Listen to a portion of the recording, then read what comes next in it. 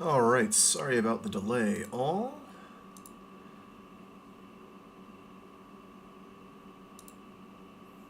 Oh, thanks for tuning in, Jim Burke. Listened to Artemis last week. For once, my timing was good. Oh, I hope you were able to watch it before it got taken down. Otherwise, if you're in the Discord, you can acquire a copy that way. Worst comes to worst, it's all around. Anyway, welcome back to another thrilling installment of Fraggoth Reads. I'm Fraggoth, and today we're going to be reading FLUX by Jinwoo Chong. It is, so this is definitely a character study book. We follow the perspective of a protagonist who is speaking in the first person, whose name eludes me at the moment. I believe it is Brandon. He is an Asian American. And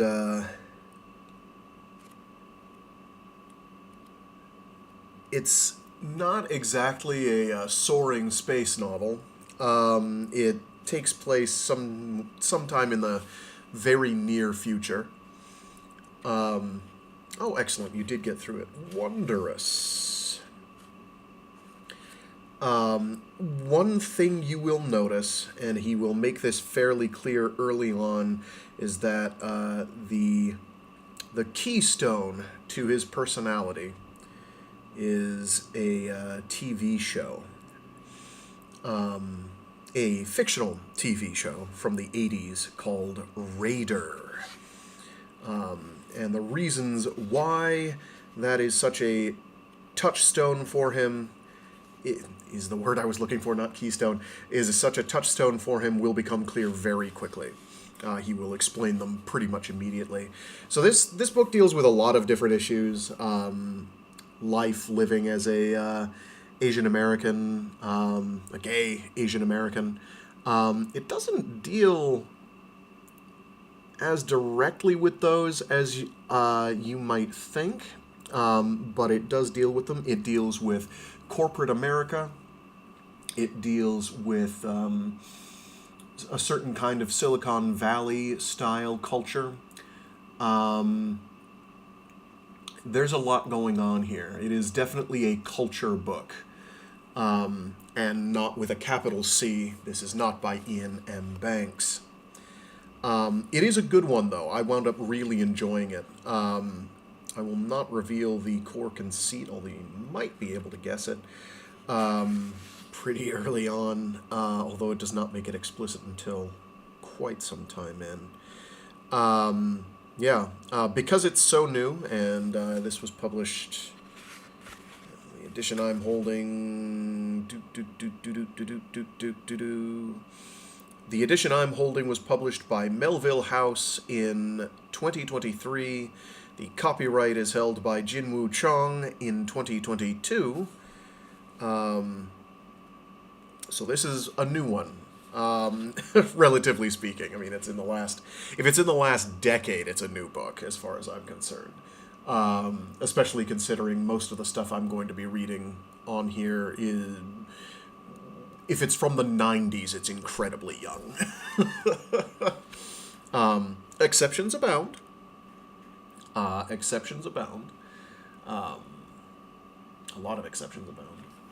Generally, if it's in the last 10 years, it might as well be new. This isn't because I have some overriding opinion of old good, new bad.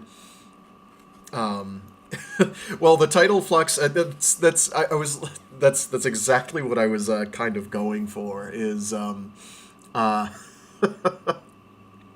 because we just got through Cyteen, and Flux is such an important part of that book. CITs, citizens, cits, have flux, and I was like, well, I want to put something in between Cyteen and its sequel as kind of either a palate cleanser or a breath of air, differently flavored air, if you will. And then I was like, well, you've got this book Flux that you kind of wanted to read on stream, and it's Flux. how could I not? So that's what we are doing. We will get around to the sequel, to Cyteen, after we're done this. That one is entitled Regenesis, and the things I can tell you about it are few and far between, because despite the fact that I've read it at least 3 times, I honestly can't remember much about it, which isn't necessarily a bad thing. I generally have difficulty remembering the climax of Cyteen, and that book has affected me very profoundly. So, if pressed, I could probably give you a general synopsis of things I can remember. But mostly it's an immediate sequel. It takes place like within either a day, within a week of the events of Cyteen. And it deals with the same cast. Everybody's back. Well, not so much Gerard, he's dead. But kinda. Because the whole cloning thing. Anyway, I sort of just want to let the book speak for itself, honestly, Flux. There's a lot going on here. If we get it done really quickly, what I might do, and we won't get it done today, there is actually a pretty good book review of it. I forget who did the book review for it. Who did it? There's a pretty good book review for it by Emma Staffaroni, which appears to have been written around the time it released in 2023. For what publication is this? The Rumpus. She points out some interesting things that it uses, and it does. I will not read it until afterwards. I thought it was a pretty good book review. I didn't read the book review until after I'd read the book. I was looking for cover art, actually. Jim Burke asks, was Flux ever explained in detail in Cyteen? Maybe I missed it, but they seem to just reference it constantly, so I eventually got the idea. It's never, they never, do a dictionary definition of what Flux is, no. It's one of the things that I appreciate about CJ Cherry, is she will throw a term around, and you keep using it, and it's like, okay, the first several times you're going to be like, okay, so what's the context here? And then she'll keep using it in a particular context, and it's like, oh, okay, you figure it out for yourself. She doesn't say, this is what Flux is. She shows you what Flux is, how Flux is affecting people, why people refer to Flux constantly. So, in the case of Cyteen, Flux refers generally to not being taught by tape. So it's not tape-learned things, but generally just kind of like the way people learn and the way they react to things I don't know if there's a good codified explanation floating around, but it gives you a good sense of what it is. It's kind of, emotional turmoil. But no, she does not explain it explicitly in the book. It's just kind of you either pick up on and figure out what it is, or you don't. She's very good at that. A bunch of her other books do similar things, where it's like, oh, somebody's going to use a term that makes sense to them, to the character using it, but you don't necessarily know what that is until they've given you enough context to appreciate it. Like going off script, yes, you can be in flux there. If somebody throws you for a loop and does something to see you react, you are probably put into a state of flux. Bodziox 8407 says, hi, have nice read. I will. That reminds me, there's this, when I envision the inside of Razion, I'll get to this later. There's this architectural thing that was built in in the 1970s. Where was this? Called the Burroughs Wellcome Headquarters. And that's WELLCOME Headquarters. Where is this? It's in North Carolina. And I'd seen images of this way back in the day without really knowing what I was seeing. But And while this isn't really tremendously like what Raizun is probably decked out like, it's something like this that I see. I'll post it in the Discord when I have a chance. Just because, as a visual architectural design, it's very out there and wild. Anyway, I've yapped enough. We should get around to the book we're here for, which is, again, FLUX, a novel by Jinwoo Chong.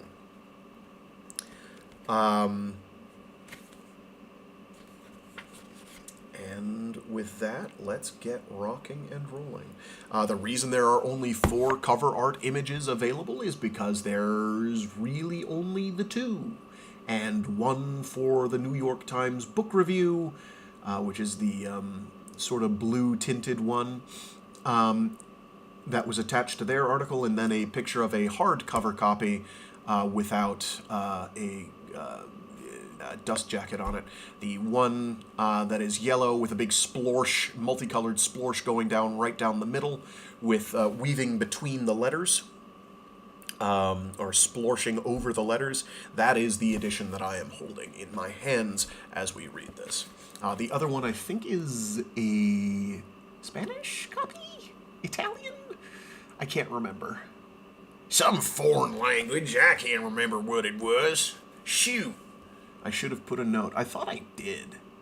I did not, though. It only has numbers for the title, the file name. Anyway, let's get rocking and rolling with FLUX by Jinwoo Chong.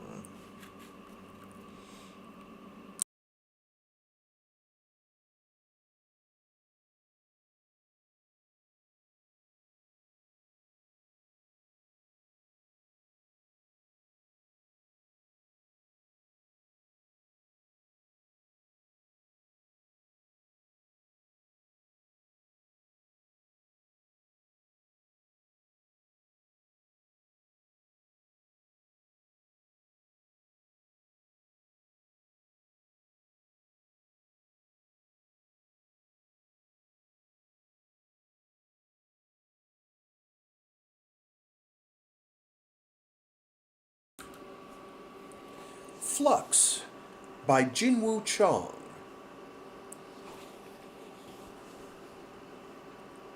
The fact is that, insensibly, the absolute strangeness of everything, the sickly jarring and swaying of the machine, above all, the feeling of prolonged falling, had absolutely upset my nerves.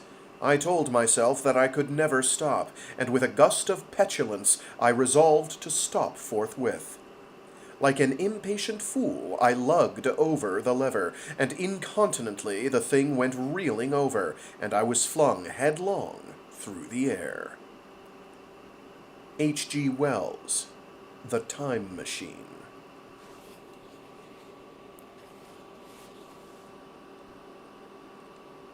Part 1. Severance.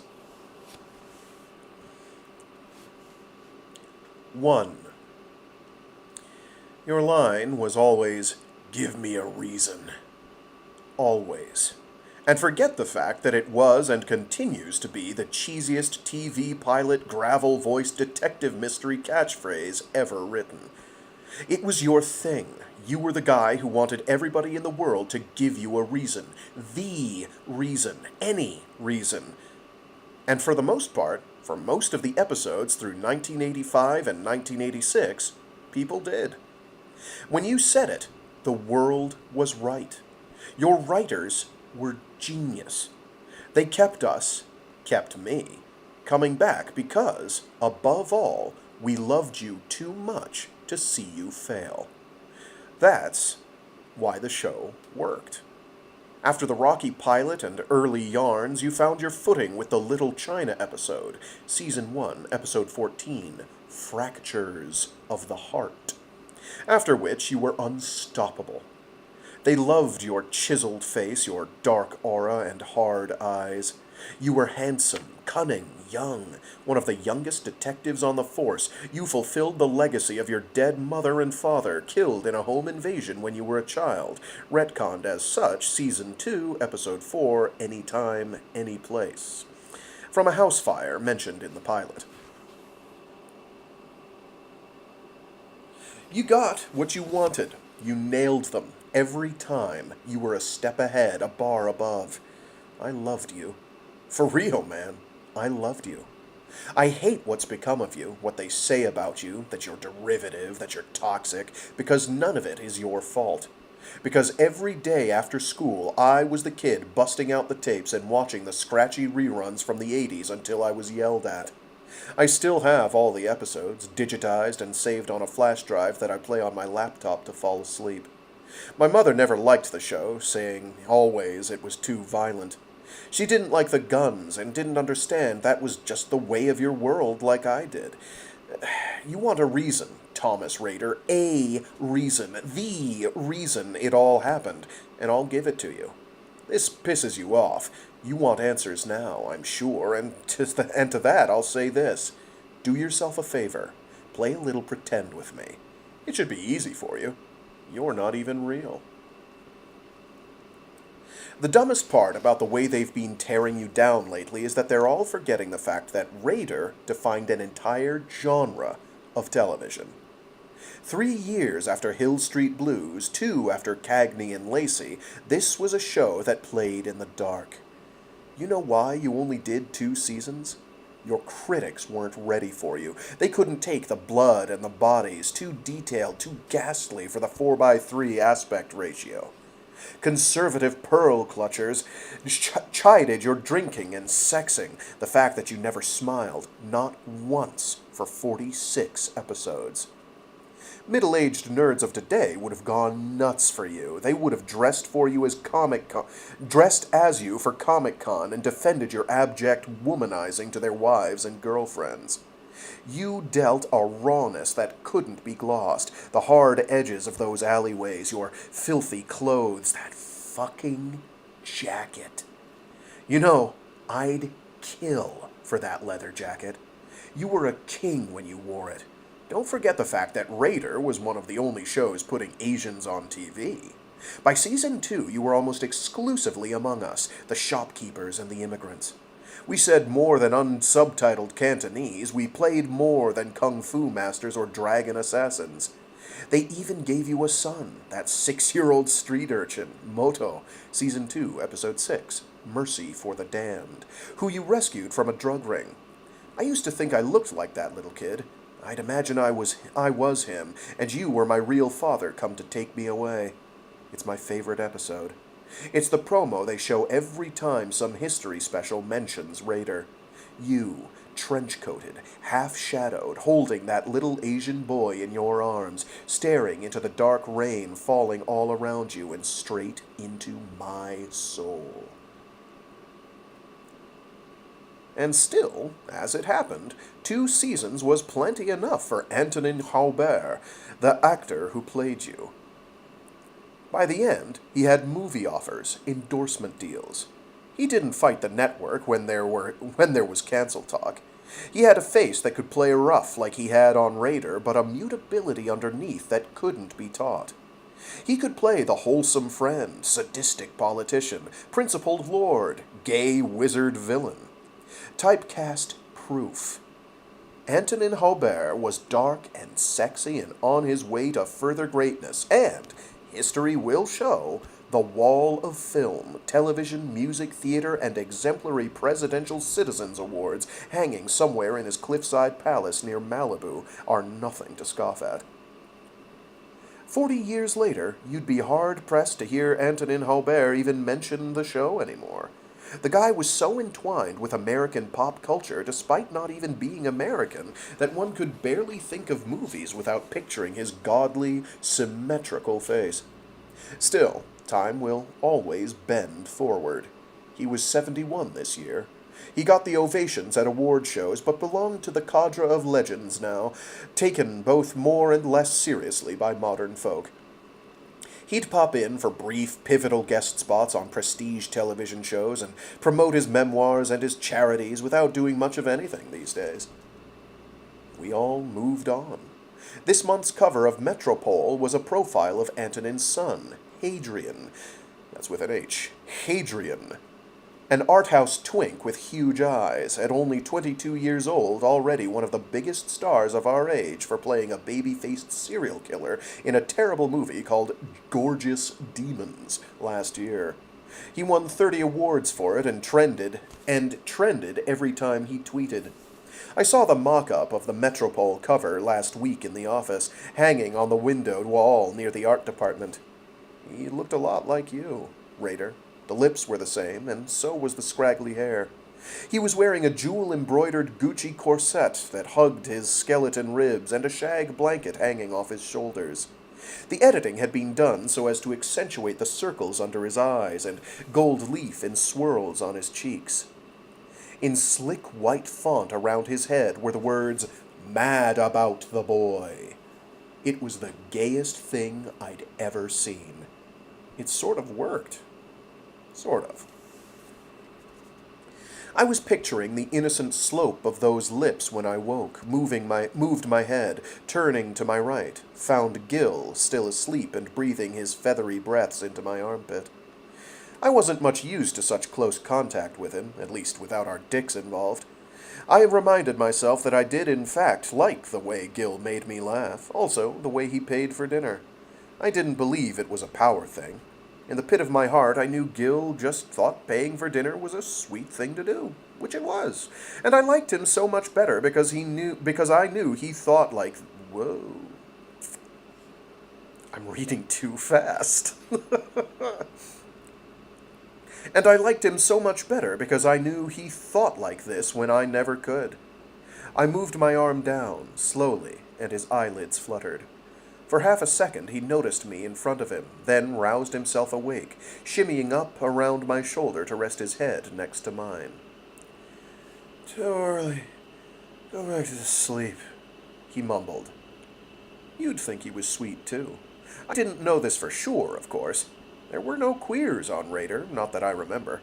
You were a gruff, straight boy, prone to violence and a single word doing the work of 10, so maybe you would have looked at us curled together in my bed and felt rage or fear, whatever it is that moves people like the founder of Chick-fil-A or the Alabama State Senate to argue extermination.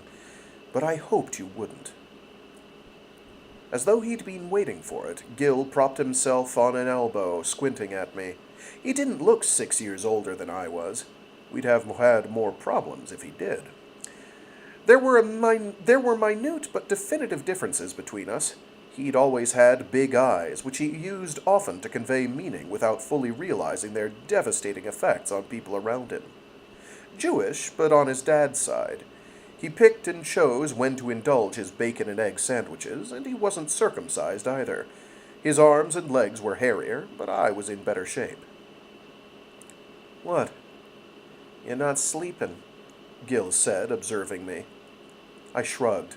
The light was bright and violent through the window above us, all white because of the snow falling outside. First snow of the year, and it had almost invited martial law as the lights went out, one by one. Nevertheless, if it stayed on the ground another 2 days, we'd have the first white Christmas in who knows how many years. The thought made me happy. I reached over his shoulder and found my phone. Almost 9. He watched me get out of bed and pick my clothes up from where we'd pooled them on the floor. "You want any breakfast?" he asked me. I didn't answer him until I was dressed. "I'll be late if we have breakfast." Gil sat up, rubbing his eyes with the backs of his fists. "About that," he began to say. I wasn't listening. I glanced outside, judging the depth of the slush on the street, and dug a pair of Gil's boots from the closet across the room. We were supposed to be off for the holidays by now. It didn't matter much to me. I would go in and scroll my desktop Twitter feed, order lunch around 11, same as I always did. The holiday party I'd gotten blasted at had been the past weekend. I still had my gym membership, in the fancy place next to the office lobby. Should I bring shorts? Sneakers? Gil appeared in the bedroom doorway, where I had pushed our leftovers from last night out of the room. "Just be late," he pleaded simply, raking his back in a cat stretch with his fingertips. I made a noise through my nostrils. He was being needy, and I didn't understand why. I didn't stick around any longer to find out. I opened the door and shut it behind me, took the garbage out without looking back, into the hallway, then the snow.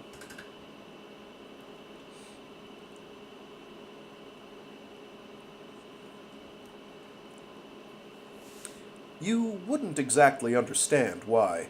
It's not something I'm proud of. I knew what Gil wanted from me. He seemed to ask it every time our eyes met these days. Questions like these weren't supposed to matter so much at my age, and it didn't make me feel good to imagine that they did for him. Did Gil want to marry me? Adopt kids? Coach Little League? When I liked Gil too much, I thought about your jacket, the kind of no-shit, absolutely icy guy I'd be if I could wear something like that every day. There was an awesome replica of your jacket that I saw somebody selling out of a personal shop a couple of months ago. I wanted seriously to cash my last paycheck to buy it. There was a cut in the left sleeve from the pilot, where you rip it open on a chain-link fence going after some coke runner through an industrial park in the opening scene. We never learn the perp's name, and the important part is that he gets away while you lose your footing and fall 2 stories onto a pile of wood chips. You look down at your jacket, feeling with your fingers the rip in the pleather. For a second, the camera enters your perspective, staring up at the unfinished beams, at the white sky. It's only your second week on the detective bureau. Nobody blames you. You wear that same jacket with the tear in the sleeve for 45 more episodes. I've read that the costume department made over 100 of them. I wondered, briefly, zooming into the pictures of the replica, whether this was one of them. There would be production numbers somewhere, no tags if it were custom. I didn't buy it, before you ask. Gil would have said something mean about it. He didn't like my obsessions. Any of them. Especially mine for you. After 2 stops, I exited the subway on the southwest side of the Memorial Park, on the other side of which towered the glass building that housed a realty firm, several computer systems fulfillment companies, a SuperLux mall in the lobby, and the high-gloss headquarters of the 100-year-old newspaper company that owned Metropole, Point, Hollywood Now, and a raggedy collection of other dying magazine brands marching slowly into the ether. It was both good and bad to be a marketing guy at one of these companies. Perks like free subscriptions, the pristine Apple Store office that cost $1 billion and change, run-ins with Clooney promoting an HBO miniseries in the 25th floor video wing. All that for a job that amounted to very, very little. You know those little pieces of card stock that fall out of the magazine when you're flipping through them at the airport? Let's think. 84, so Rolling Stone? Newsweek? You're flipping through one of those at the bodega next to the precinct.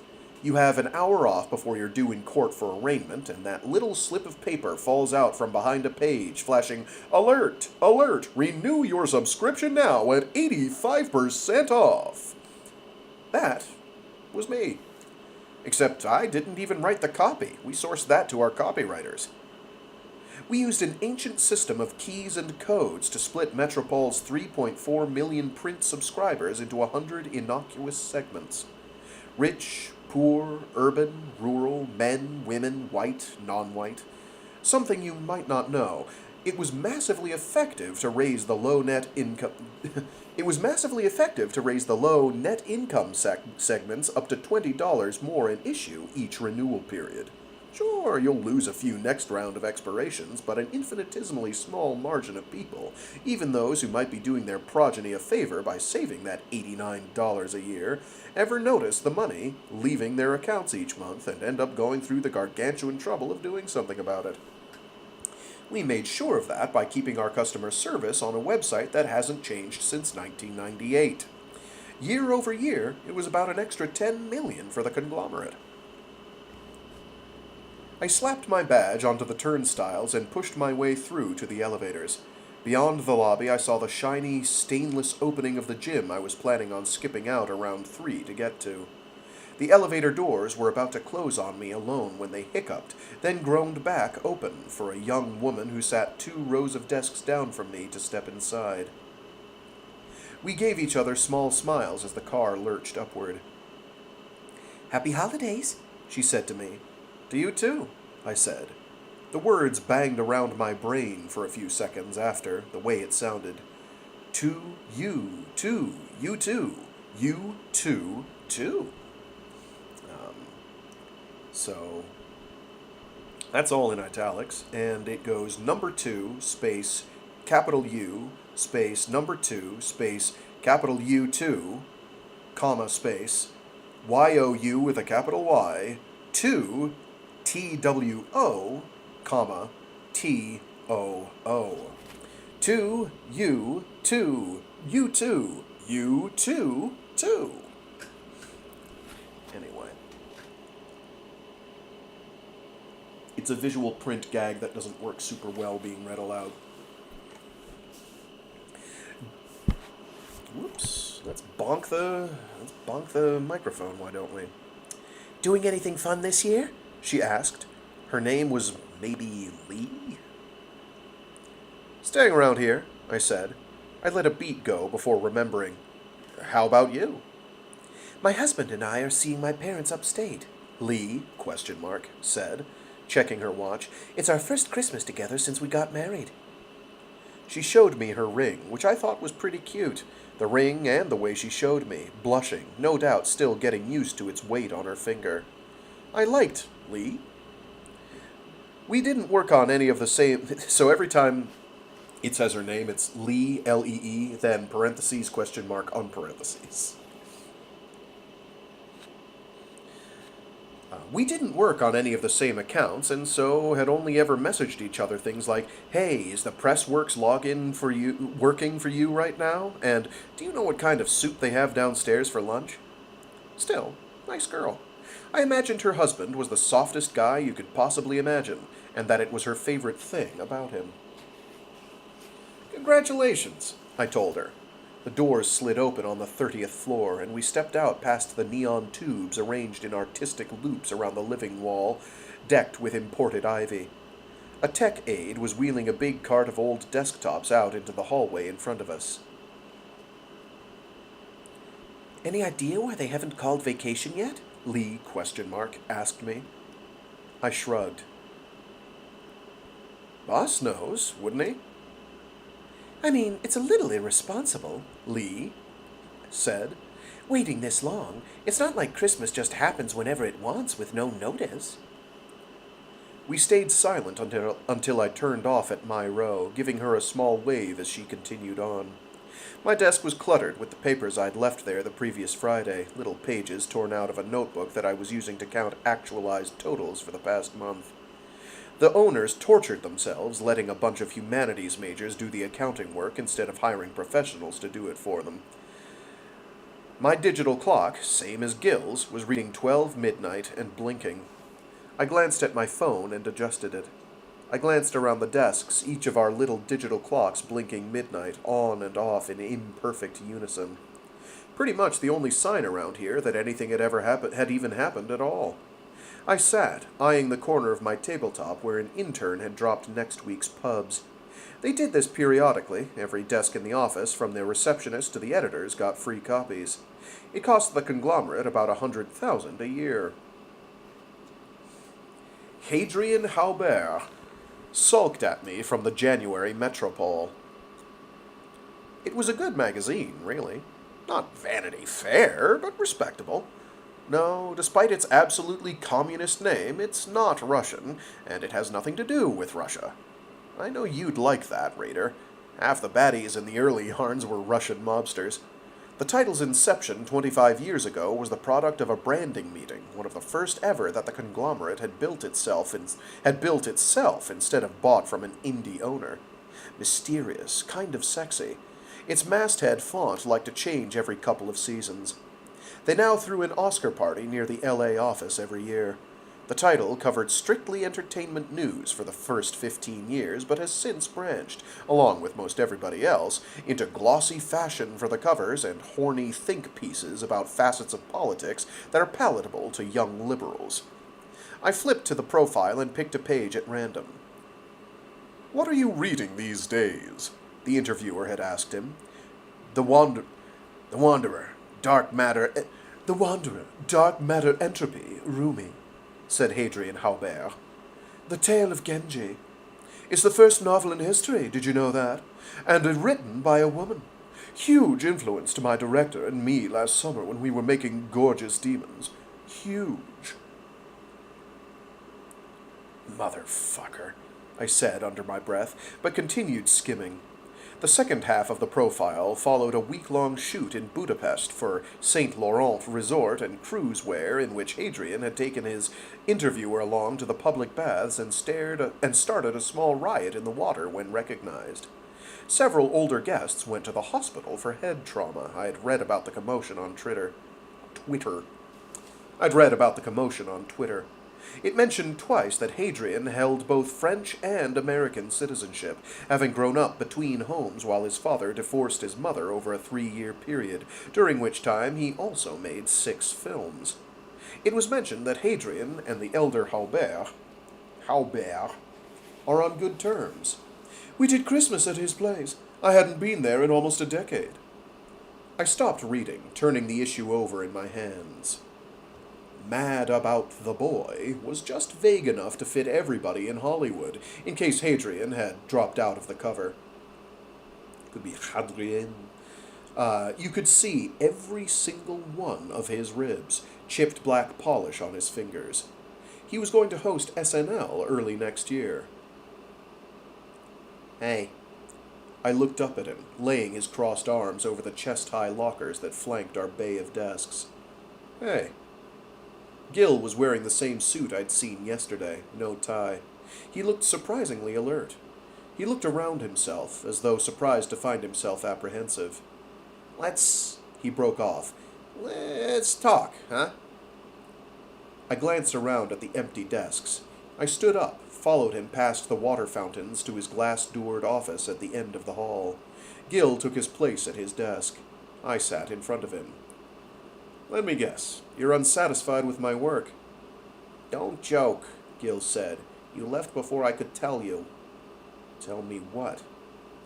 Gil opened his jacket, leaning back against his chair. I did not find myself in his office for many reasons. I was one in a team of 20 that reported to him. We were very careful. Still, it was the desk between us, or maybe his folded hands in front of him, that made him so suddenly a stranger that I felt a little coil of heat work its way up my spine. We were bought out yesterday, he said quickly. That's why there was no vacation announcement. HR's scrambling to prepare the termination packages. He seemed to want some time after saying this, the way he stared down at his hands, so I let him have it. Termination packages meant termination. Obviously. I glanced at the clock above us. 9:30. Running right on time, battery operated. So, I said finally. All of us. Gil nodded. All of us. All of us. It'll be announced today that they're putting Metropole and a couple other news titles for sale. Doesn't vibe with the new buyer's audience. They're called France. France Corp. They're based in the Midwest. They own every gardening and home decor title you can think of, plus a bunch of local television stations, which explains why they haven't completely dried up like we have. What the fuck kind of name is France Corp? Gil frowned at me. France, he repeated. Francis Corporation? I could have sworn. He looked around his desk at nothing, to no avail. Sorry, he said. I know it's tough, so close to Christmas. It is Christmas. It's 3 days from now. We're all supposed to be off for vacation, and instead you've made us all come in to get fired. Yeah. We let another 10 seconds pass. Others had started filling the desks behind us. I expected Gil had a long day ahead of him. Just how it happened, Gil said placatingly. Internal marketing's always one of the first departments to go, especially when they've got their own people. Can't really say what's going to happen to editorial. Might keep their jobs, though I suppose that's up to the new buyer, whoever that's going to be. It had dawned on me that I would lose my health insurance soon, my 401k. How was I going to pay my rent? my shoebox uptown that I was very glad to leave abandoned for days at a time to sleep over at Gil's whenever I could. These were little objects that had orbited me without much notice, but now, suddenly, could blink away and leave me destroyed. I asked, "What's going to happen to the magazine until then?" Gil glanced at the corner of his desk, where the face of Hadrian Haubert glared out at the ceiling. "Too early to say. It'll be in the interest of the buyer to keep it running until they can sell it, pretty sure. I imagine not much is going to change at all on the outside. Still lost $8 million on it last year. It's drowning." He was looking very carefully at me. When I didn't say anything, he pulled out a drawer from his desk and placed a brown folder in front of me. I opened it, finding a packet of brochures, employment resources, and a letter, signed by Gil and our Vice President of Human Resources, informing me that I was, how'd you say, fucked.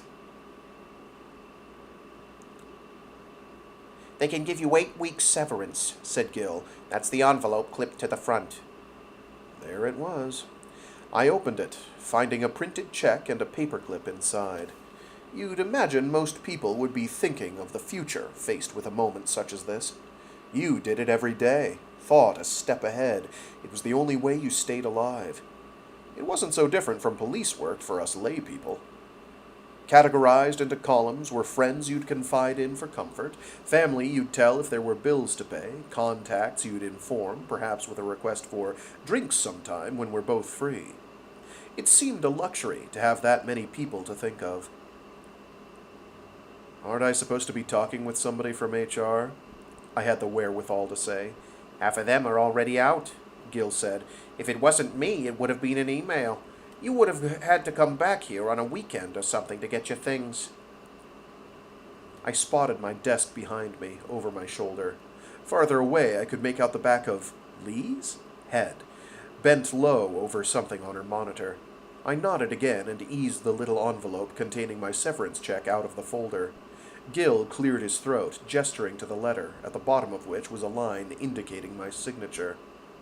He handed me a pen, and I signed, and it was over. Nice and quick, nothing to cry about. Over the top of the paper, I saw him reach a hand toward mine and lay his fingers delicately on top of my knuckles. "I'm here," Gil tried. "You know, if you want to talk. Whatever you—" "I'm good," I told him, smiling. "Really good." I pulled my hand away. Gil nodded, cautiously. He kept his eyes on his door, at his view of the hallway beyond. I stood up, folding my check in half and crushing it to the bottom of my pants pocket. The last of the slush on my boots had evaporated to white crystals caking the underside of my soles that came off in flakes as I returned to my desk, vaguely aware of Gil craning his neck from his desk chair to look at me. From my top drawer I took the pens I'd been hoarding, my stapler. I left my badge on the corner of the tabletop. There were tons of papers I'd stuffed into the bottom drawers over the years. Old magazines, budget notes. For a time, I'd kept all the surplus from a sale we'd done involving some decorative plates celebrating the birth of some celebrity baby in my bottommost drawer. I was going to leave it all there. "You're back soon?" I heard behind me. Lee was carrying an armful of binders. For a moment, I imagined she was moving out of her desk. Maybe she'd gotten an email like Gil had said. But she smiled, again, and I realized she didn't know. "I'm back?" I repeated. "No almond butter in the kitchen? What happened to those fancy clothes, by the way?" I glanced around at myself. I was missing something. Lee half laughed, setting down her binders. "They need to put out a schedule or something. I'm tired of walking down there and finding out they only have peanut butter." "Yeah," I said, not hearing her. She shrugged. Her eyes went above me as the door to Gil's office opened again. I didn't want to turn around. I couldn't have told her, Raider. You made decisions like this all the time. Ugly ones. And people respected you for it. If I stayed any longer, I'd have to watch it happen all over again. You understand that, don't you? You would have nodded and said it was the only way, what I did, taking my pens, my stapler, jacket under my arm, walking past the desk bays and Lee and Gil and everybody else to the elevators at the other end of the floor and going down all the way down.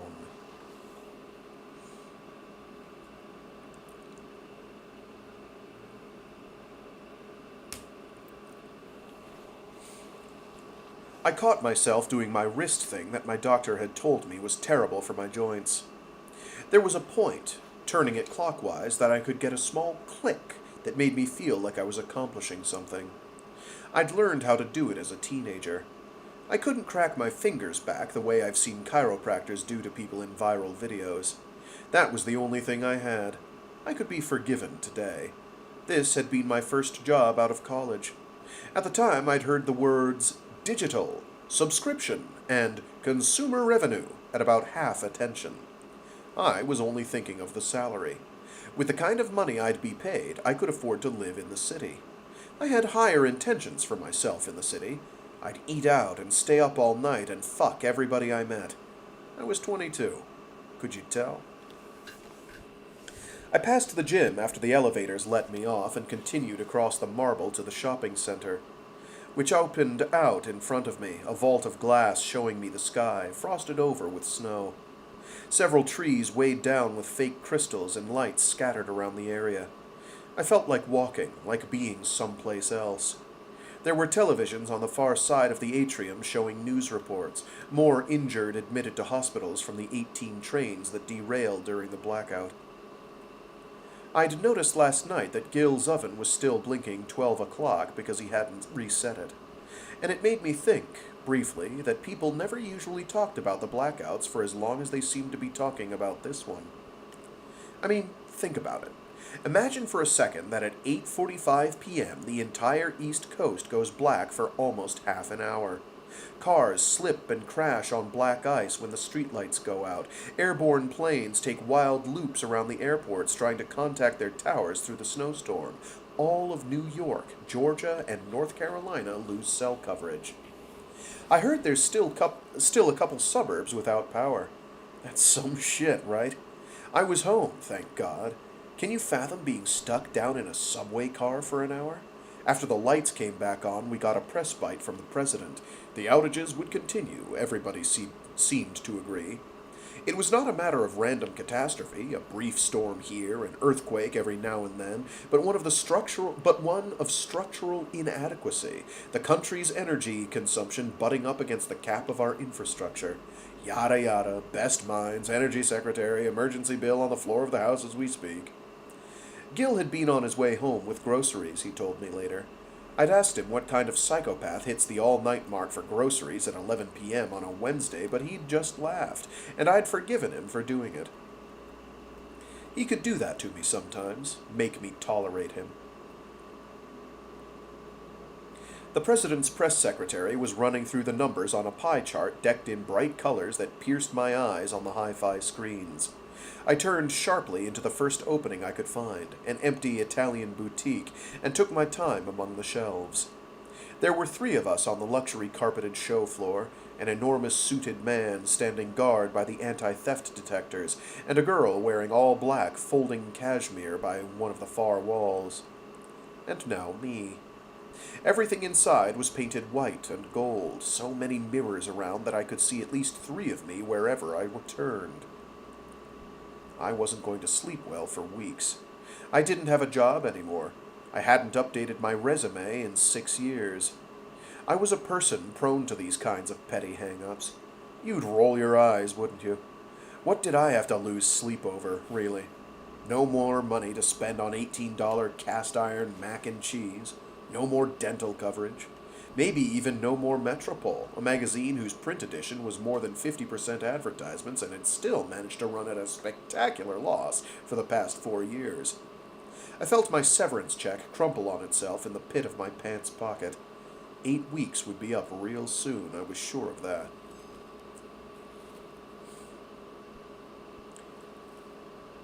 Looking for something? The girl had come my way carrying a stack of silk scarves. I knew the brand. There was at least $10,000 on her arm. She had a sheet of black hair that went past her shoulders and lines around her mouth as though she smiled a lot, which I thought was funny as she didn't look very happy to be here. I shook my head. I saw her shoulders lower slightly. Maybe she'd been really busy and was dreading a difficult customer. I was a tourist, she must have thought, as I wasn't so shabby as to be mistaken for homeless. Let me know, she said. I'm Min. Min, I said to her back when she turned around and took several steps away from me. She came back to me. What do you sell the most around here? What do you sell the most of here? She glanced around, surprising me, as she was genuinely thinking about it. We're known for our wallets, she said. They're handmade in Italy. There's a leather weaving form called intrecciato. Takes almost an entire day to make one. That's why it costs so much. How does it hold up? What kind of warranty would you put on a wallet like that? She dug a little black piece out of her back pocket, opening it for me. Had it 8 years. It was my mother's for another 20. That's impressive. I wondered if she worked here because she'd seen that wallet in her mother's purse all her life. It was a nice story. I liked to believe something like that was true, or else she wouldn't have shown it to me in the first place. Min set down her scarves, wiping her hands. Do you want to see some of them? New collections in just last week. I think I need a bag, I told her, holding up my pens and stapler. She narrowed her eyes a fraction. Is that a joke? Did you come here to ask for a shopping bag? No, a bag.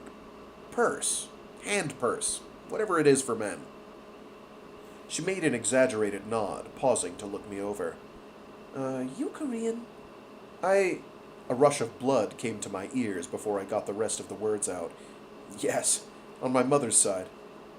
Min smiled at me. The creases around her mouth showed, along with a dimple on the left side. My ears were still pounding. You remind me of my dad, is why I asked. She led me to a wall of bags and chose a small piece attached to a belt and buckle. Fanny pack, I said. Belt bag, she corrected. You can wear it around your waist, but all the models do it over one shoulder, front or back. It's what everybody's doing now. It's a fashion thing. Will I look cool wearing it? She rolled her eyes, lifting it up for me. I slung it over one shoulder and followed her gestures to the nearest mirror. We stood side by side, looking at it. It's nice, she said. Fits your shoulders. Why this one? She looked at me through our reflection. It's wide enough for your stapler. We smiled at that one. I took it off me. Do you take checks?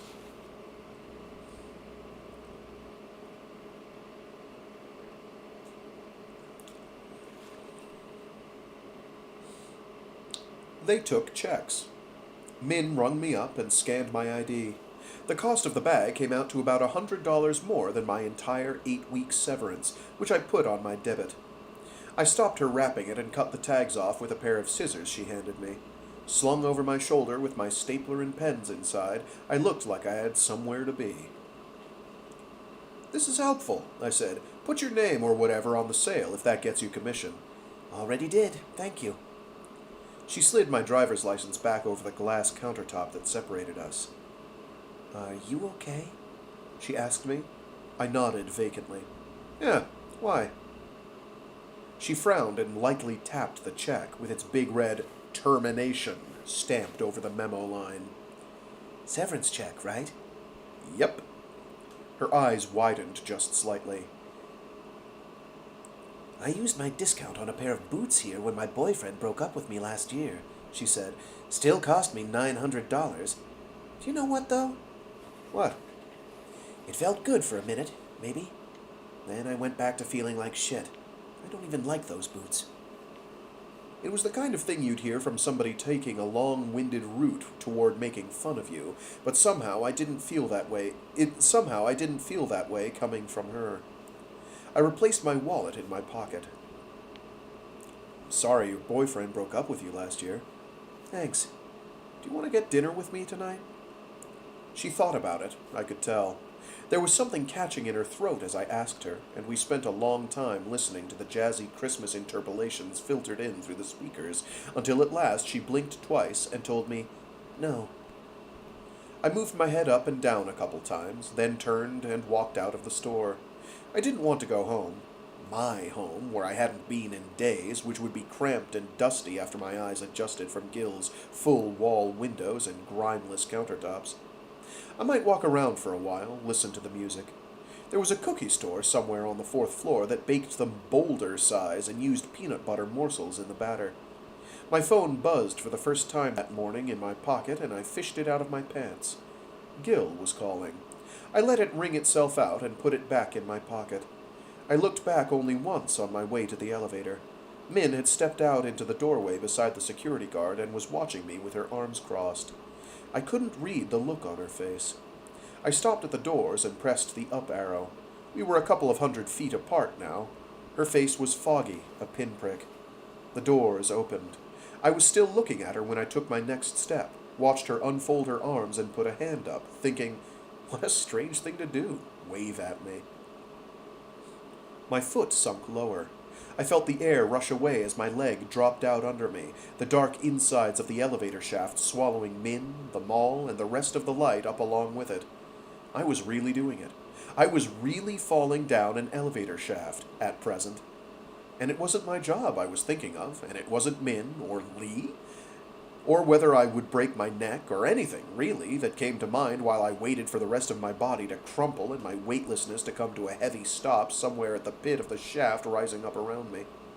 I was thinking about the words this morning, the first words I'd heard when Gil woke with his head in my armpit and moved himself higher up as if to kiss me. The words, "Go back to sleep." I wished I'd listened to him. If I'd just listened to him, I wouldn't be $100 indebted to my new handmade intrecciato bag and falling down an elevator shaft right about now. Too late. My head smashed against something hard. I couldn't tell if I'd closed my eyes on account of the darkness. I know you get it. You've had your head smashed by worse. You've been tossed around alleyways into trash, over bars into expensive bottles of liquor, and stored label out on shelves. The truth is, I haven't seen an episode of the show in about 2 weeks, not since the Times article in which myriad reputable sources stated that Antonin Haubert once broke his first wife's arm, nose, and index finger with a fire poker in an altercation on New Year's, 1994. Things moved quickly after that. He'd always invited chuckles around Hollywood for his intensity, but this was all too much. It spilled out in a matter of days. Several other incidents along the way, at least 10 co-stars, production assistants, casting directors, extras, men and women, shattered drinks, flipped tables, knives wedged in doors and walls. Statements from all but one were accounted for in the court documents. Hadrian's mother, who hadn't said a word to journalists and still lived near him in London. The Metropole issue had already gone to production by the time the news broke. Hadrian hadn't yet said a word about it. His people cancelled most of his press in the meantime. It was early enough for those of us following the controversy not to be entirely sure how best to feel about the whole thing. I was mostly certain he was in the same boat.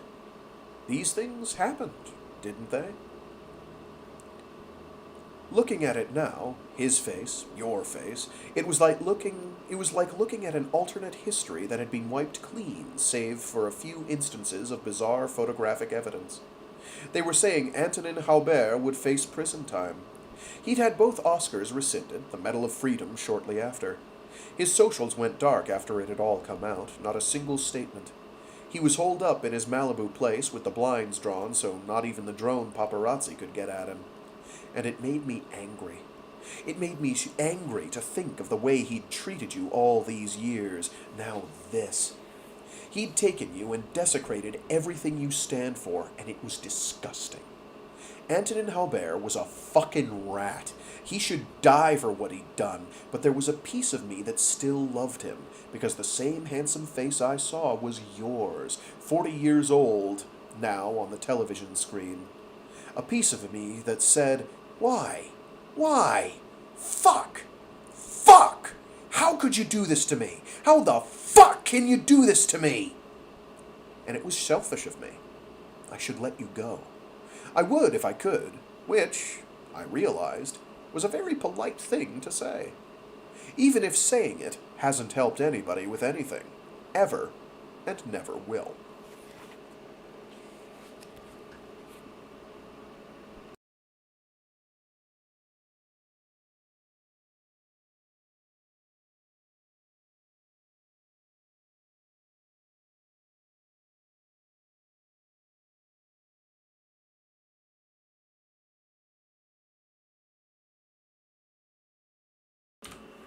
2.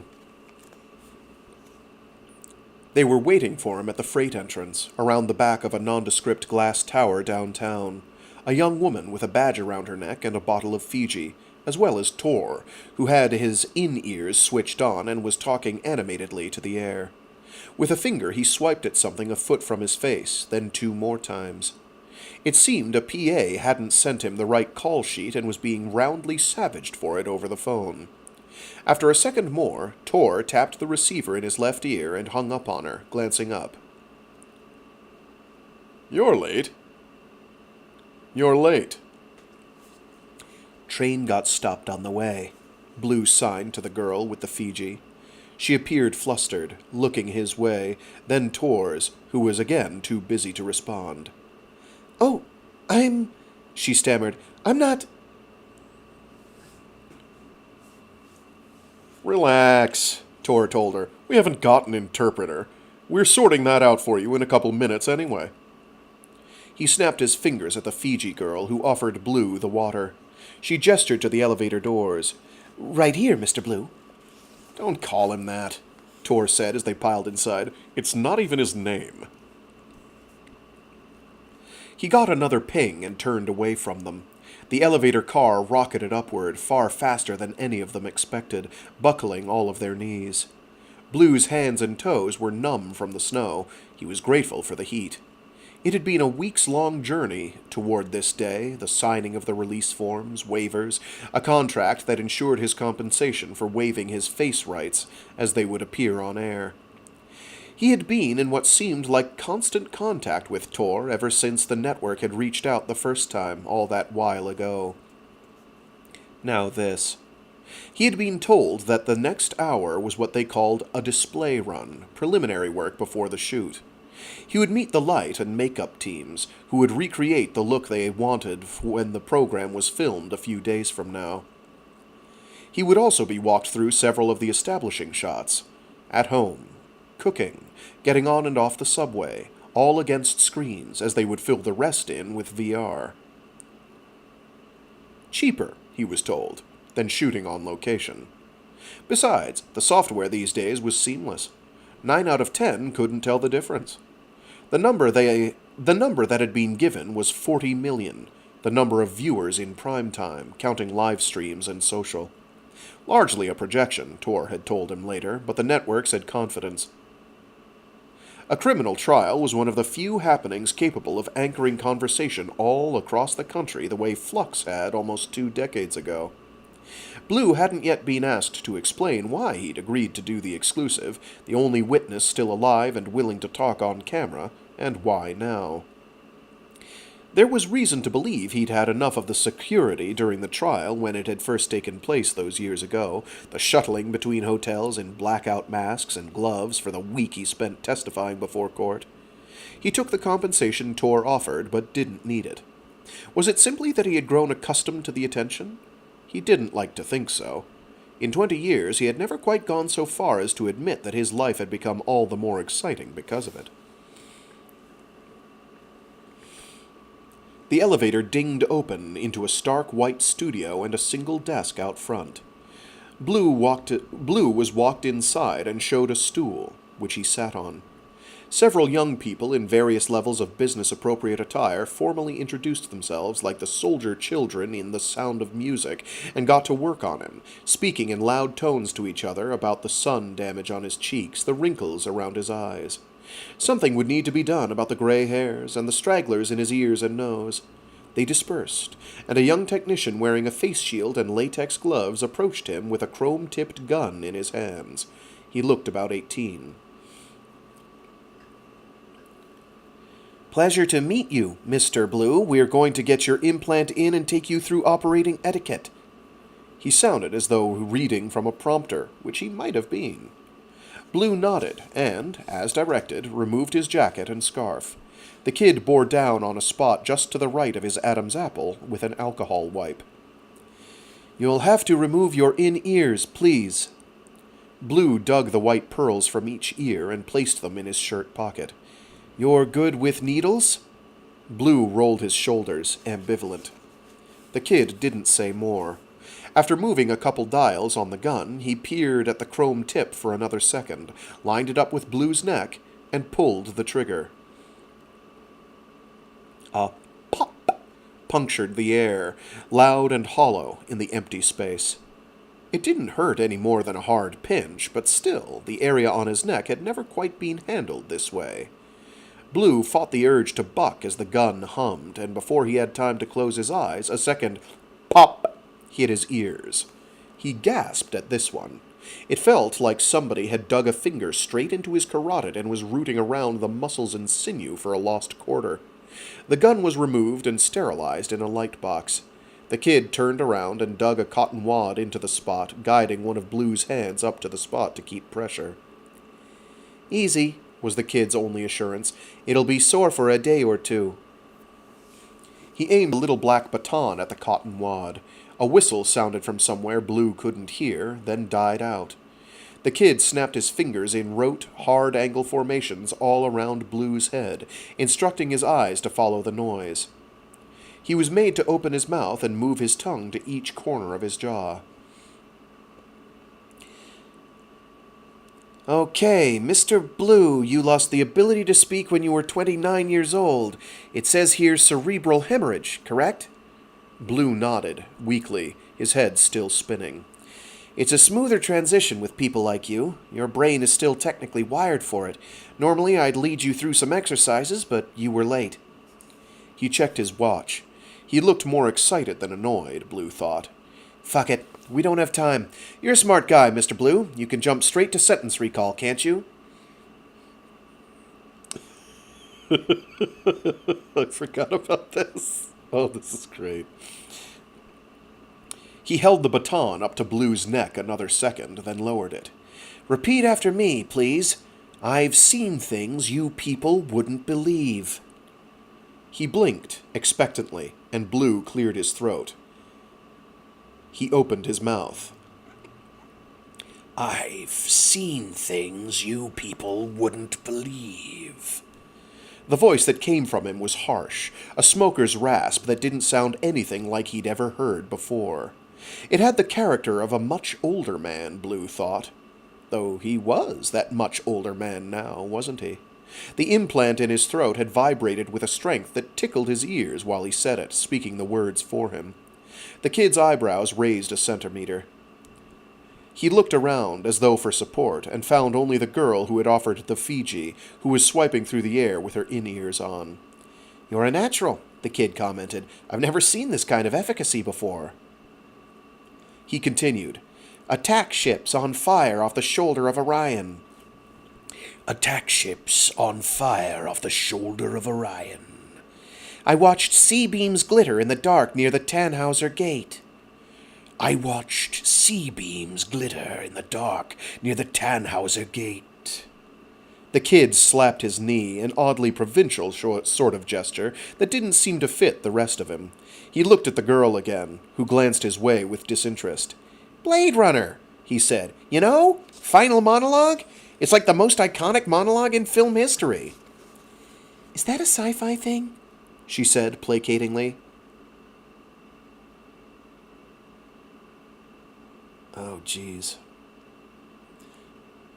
"I've seen it," said Blue. He frowned. That's the speech delivered by Rutger Hauer. "Time to die." "I've seen it," said Blue. He frowned. The voice had skipped a beat, then doubled back over itself to correct, moving his mouth of its own accord. He tried again. "I've seen it."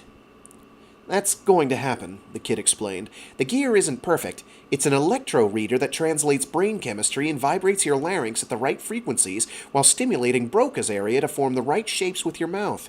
Your brain on its own operates at 100 times the CPU, comparatively. You're going to have to think hard about each word you want to say." "Does it get easier?" "Well, you should remember, these are short-term implants, no more than 6 weeks. You're not going to have much time to get used to it, not if we're filming next week. In a month, it'll disengage remotely and pass through your digestive tract. You're pretty lucky to be getting one of these free, you know. They're harder to get your hands on than cow milk. Before I go, finish the line for me. All those moments will be lost in time, like tears in rain. Time to die. All those moments will be lost in time, like tears in rain. Time to die. Cue dead replicant, flying dove, sad rain, sad, sad Harrison Ford. The kid really liked that one. He packed up the gun and light box. He tapped his wrist to Blues, transmuting their IDs. Anything out of the ordinary? Ping me. You'll see some redness around the injection site for the rest of the day. He lingered, glancing around him. The makeup techs had corralled themselves around the lights and had largely forgotten about the two of them. So you've, met her, right? That's why they took you to court. Blue didn't blame the kid for his curiosity. It was something he was never asked, despite the fact that the privacy agreements had long since expired. Not many had the opportunity to ask him something like that anyway. And what was one even to say about E.O. Emsworth? I.O. Emsworth. Flux's founder, a billionaire for the span of 13 months before investors bailed, now tried and living out a sentence of life in prison for the deaths of 3 employees approximately 20 years ago. A psychopath, a word that most people talking about her were given to throw out in conversation in order to sound knowledgeable. Some Silicon Valley wannabe who got herself tangled up in fraud, extortion, later murder, whose trial mutated under public scrutiny. Whose name, 20 years later, inexplicably had become the #1 search trend for the past 6 months and counting. A genius. The most famous person in the world at one point or another. And, of course, there was the photo of them. A class photo of sorts, taken in their glass modernism of an office by the peers. I.O. Emsworth's black, close-cropped hair, shorter than short, like cabaret. Standing next to him. A young man in a blue shirt, 20 years younger, picked up by the feds just a year after the photo had been taken, offered a plea deal in exchange for testimony. "Only once," Blue said. "I can hardly remember. No, that's not right. I met her twice." The kid gave a knowing smirk. "That's what they told you to say, huh? I get it. I guess you couldn't remember very much anyway." "Do I look that old to you?" Tor had hung up his call and joined them, putting his hands on each of Blue's shoulders. "Magic, isn't it? That little fruit loop in your neck costs 100 grand. "I don't need this. You could have hired an interpreter." "Yeah, and have you karate chop the air for an hour on live television, right. Split screens kill engagement, you know that. We're not trying to have half our audience click off in the time it takes them to realize they can't focus on 2 faces at once. You're missing the point, buddy." Tor was known to talk like this, cauterizing people around him in a way that Blue imagined he probably got off on. He was young, not older than 30, but wore suits made of heavy fabrics, and barked loudly on calls with his in-ears on in public places to make up for it. Unlike most, he was conspicuously apathetic about the FLUX talk. It didn't seem to interest him like it did everybody else. Blue granted, the company had been shuttered for years, the deaths had occurred decades ago. Tor was too young anyway to recall the brief year in which I.O. Emsworth appeared on covers of every business and news magazine in print. There was print back then. There was talk of humanitarian prizes, the MacArthur Grant, among other accolades. FLUX was streamlined, optimistic, and dangerously sexy. All the best ideas were. A 25-year-old business school grad had invented the closest mankind had ever come to perpetual energy. Once the media had kicked in around her, it didn't matter exactly how. A single lifetime battery could power most appliances and other tools for longer than the tools themselves could survive habitual wear and tear.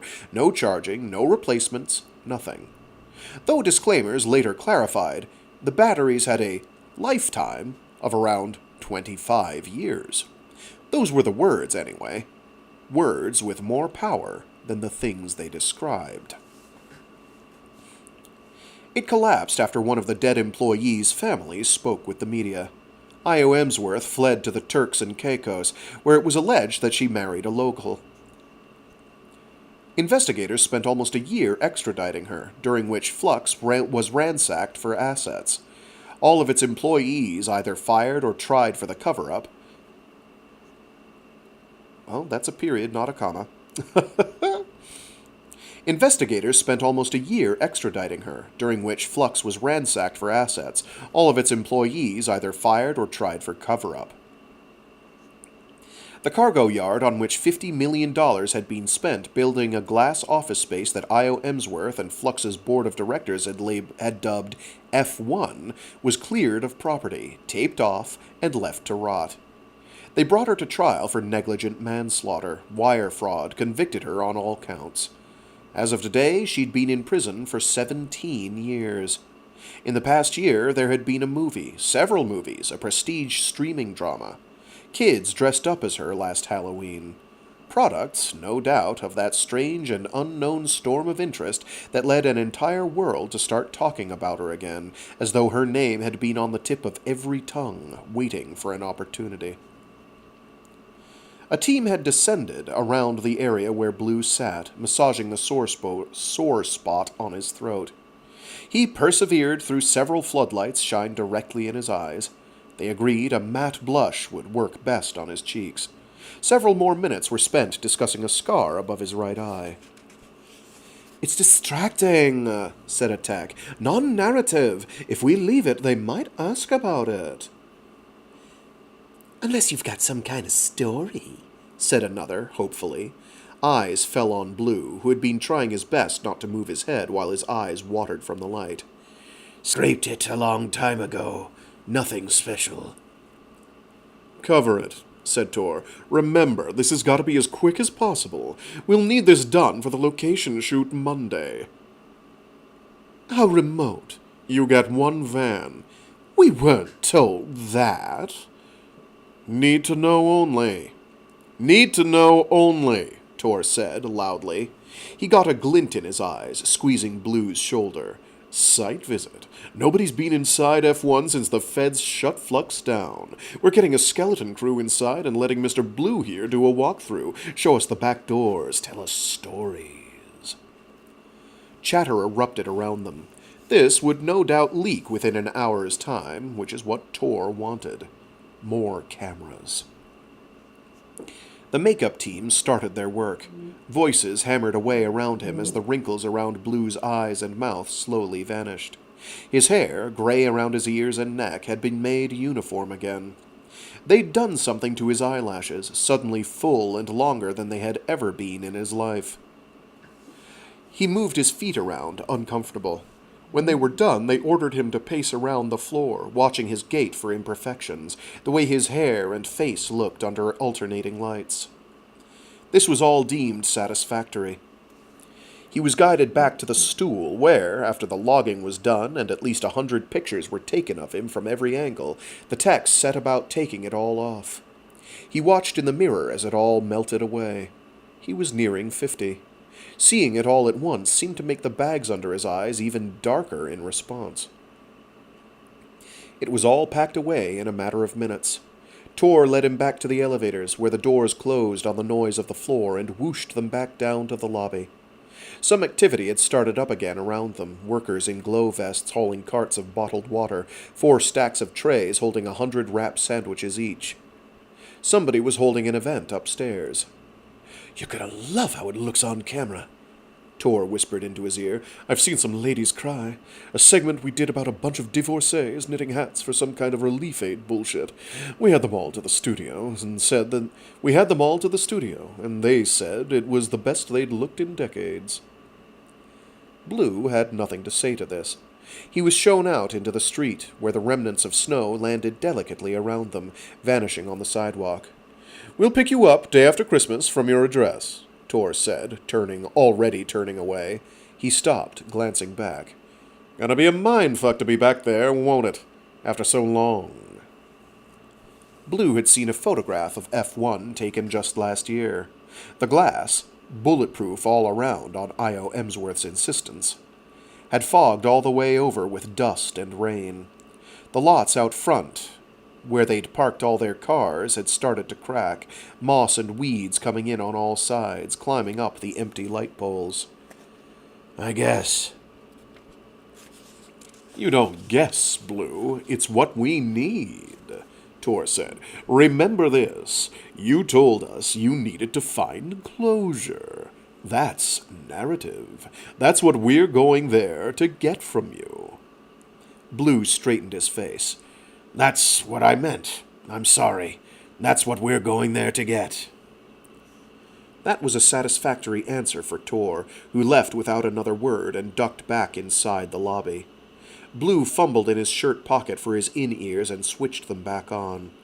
His face felt tight after the vigorous scrubbing by hands and cotton pads. He checked his wrist, then called his daughter. Her face, a 2-year-old photograph from her high school graduation, appeared in the left-hand corner of his eye. It clicked. He heard jumbling and voices on the other side, but otherwise nothing. After a while, she spoke. Care to explain the point of calling me? I just wanted you to hear me before I come by. Another pause. In the background, Blue could make out a voice, male, young. Laughter. His stomach constricted. What the fuck? Is that you? In the flesh. How are you... What? Holy shit! What the fuck? How are you talking to me right now? I was waiting to surprise you, but thought I wasn't sure if it'd freak you out. You got one of those Fruit Loop things, didn't you? Somebody else called it a Fruit Loop today. Is that what they're called? How the hell did you get one of these? My roommate told me her grandpa paid a year's salary for his, and that was with insurance. You're comparing me to a grandpa. That's great.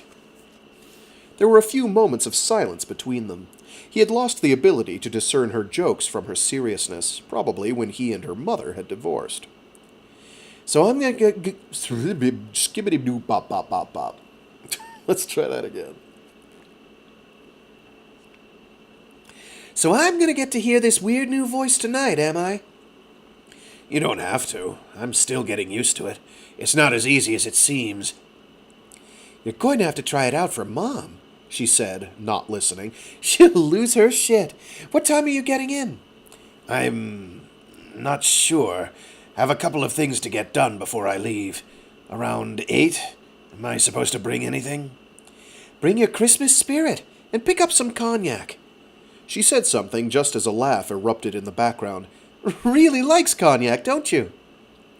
A noise of agreement came over the other end of the line. Blue set his lips together hard, waiting.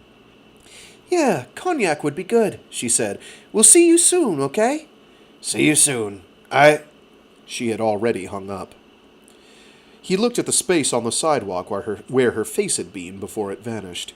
He cleared his throat. He turned around and headed for the subway.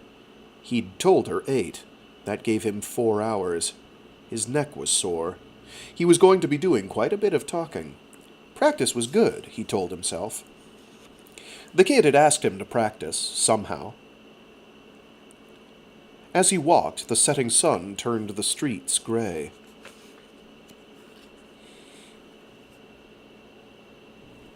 Yeah, I think we can get another chapter in. Let's do it. And then we'll see what time it is.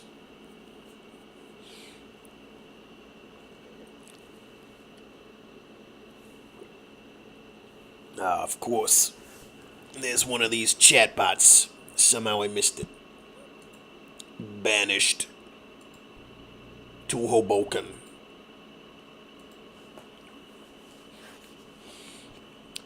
Chapter 3. There were fingers in my mouth when I opened my eyes, 2 pinched around my tongue and moving in and out of my mouth.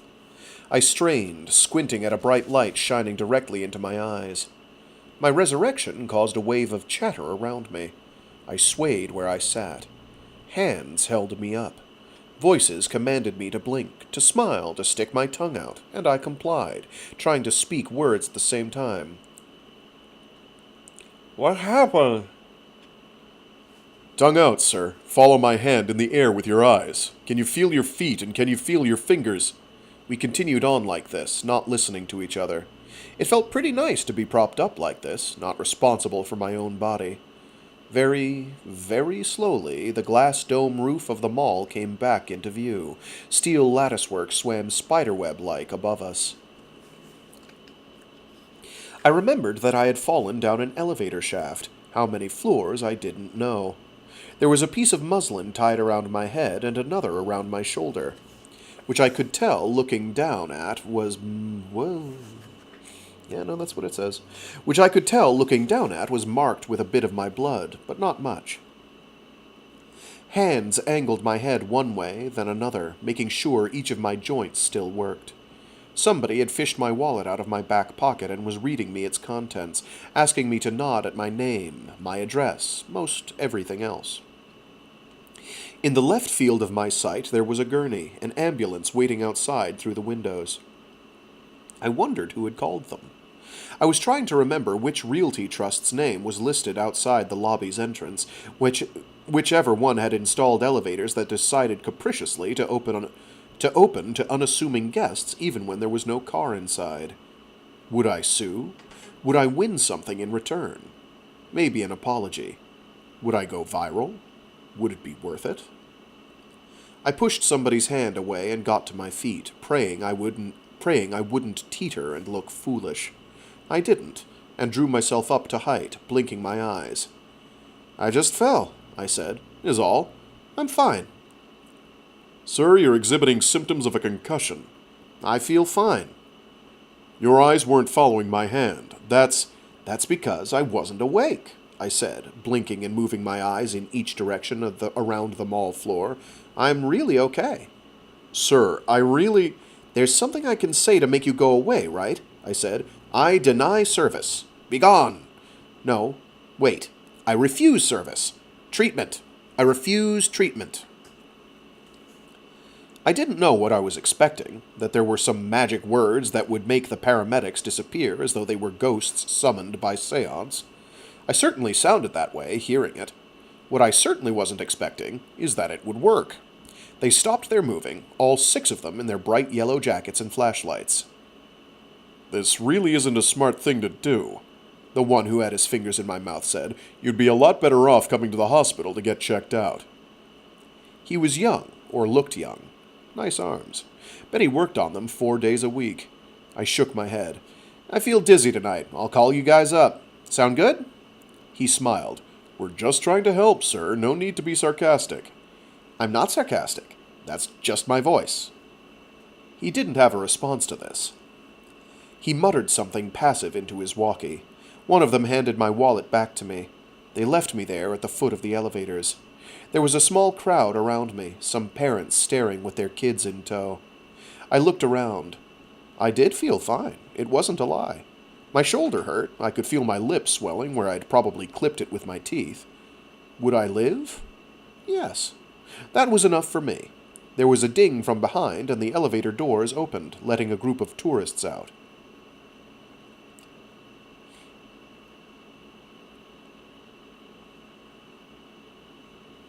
"Hey!" I turned around. It sounded like Gil, but wasn't. The man holding my new belt bag in his hand was a couple of inches shorter than me and decked in all spandex, which bulged, extra padded for comfort, around his dick and balls. The biking jersey was Toyota brand, and he lugged a gym bag on one shoulder. His head was a shock of silver hair that didn't match his eyebrows. "Hey?" I said back to him. "This is yours." I took my new belt bag from him, looping it around my shoulder. I was fascinating to him, judging from the look on his face as he watched me. "It's a great bag," he said. "Fall-winter collection, right? I was at the show in Milan. It's a Galliano knockoff, but you wouldn't know that." I blinked at him. "Are you okay?" he asked me. I glanced around the marble floor as if in answer. The crowd around us had dissipated. "Doing all right, notwithstanding." "Notwithstanding," he repeated, smiling. "That's pretty." I waited for more, but that seemed to encompass enough for him. Warily, I searched my bag, finding my stapler and, crumpled near the bottom, a piece of paper I didn't recognize. His number, for sure. I fought not to roll my eyes directly at him and zipped it back up. I wondered if he might have taken it off my unconscious body while the ambulance arrived. Takes a lot of self-possession to just fall down an elevator shaft like that, he said, a joke. You know, the confidence of it. People usually look where they're going, is all I'm saying. I was just coming out of my gym when I saw you fall. Funny thing, I wouldn't have seen it if I'd stayed the rest of my class. High-intensity interval training. Shit kicks your ass. I tapped out after 10 minutes, sorry to say. The instructor's some new guy, not really with it, you know. He doesn't have the vibe. Funny. I turned my head toward the empty boutique. Min was gone. Another girl had taken her place and was sorting through the scarves she'd left near the register. I'm gonna go now. You work around here? You work around here? The man called after me. Yeah. No. Sort of. Used to. Francis Corp buyout, wasn't it? I saw his face again. He'd caught up to me in front of the boutique. Maybe the open space around us made me feel safer. After all, he had not, in fact, stolen my bag, though he seemed to be keen on letting me know he definitely could have. How did you know about that? His lip curled ever so slightly upward. I work in markets, he said, shrugging, without bothering to hide the fact that he was completely and unashamedly lying. Seemed inevitable at this point. What magazine do you know that's not being sold or being sold today? They're dinosaurs. Bet the board's up there on the 40th floor saying, just pay a porn star to hype the brand on her socials, triple the engagement. There's tons of them out there. I mean, open Twitter for 2 seconds. I had no response to this. He continued on, undeterred. So you lost your job. Whole team gone? I nodded. Sorry. Thanks for saying that. You know, he said, we're hiring at my firm. If you want, I could put your name in, figure something out. I frowned at him, unsure of whether to laugh. I could see his entire dick pressed up against his left leg through his shorts. The sheerness, both literal and figurative, of his absolute bad guy vibes was hard to ignore. You don't even know what I do. Do I need to? It's marketing. Consumer insight. It's why they hire theater majors out of college to do it. You wouldn't hire me. I would, he said. You're a young guy, recently unemployed, hard worker, passion for fine leather goods. Besides, it's Christmas. I really don't know, I said.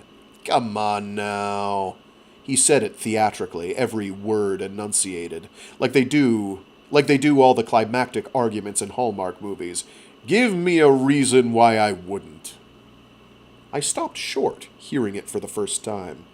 It was a perfectly normal thing to say. You don't even say it most of Season 1. And it certainly doesn't start to fit you until a couple of episodes in. In the late 90s, when there was talk of a Raider movie with all the original cast, it was the tagline they used. Give me a reason. Fan posters everywhere, people made a ruckus over plot, whether we'd just pick right up after the end of the show. More still, debated a retcon of your sidekick motto. Late cast additions often killed shows looking for new material as time went on.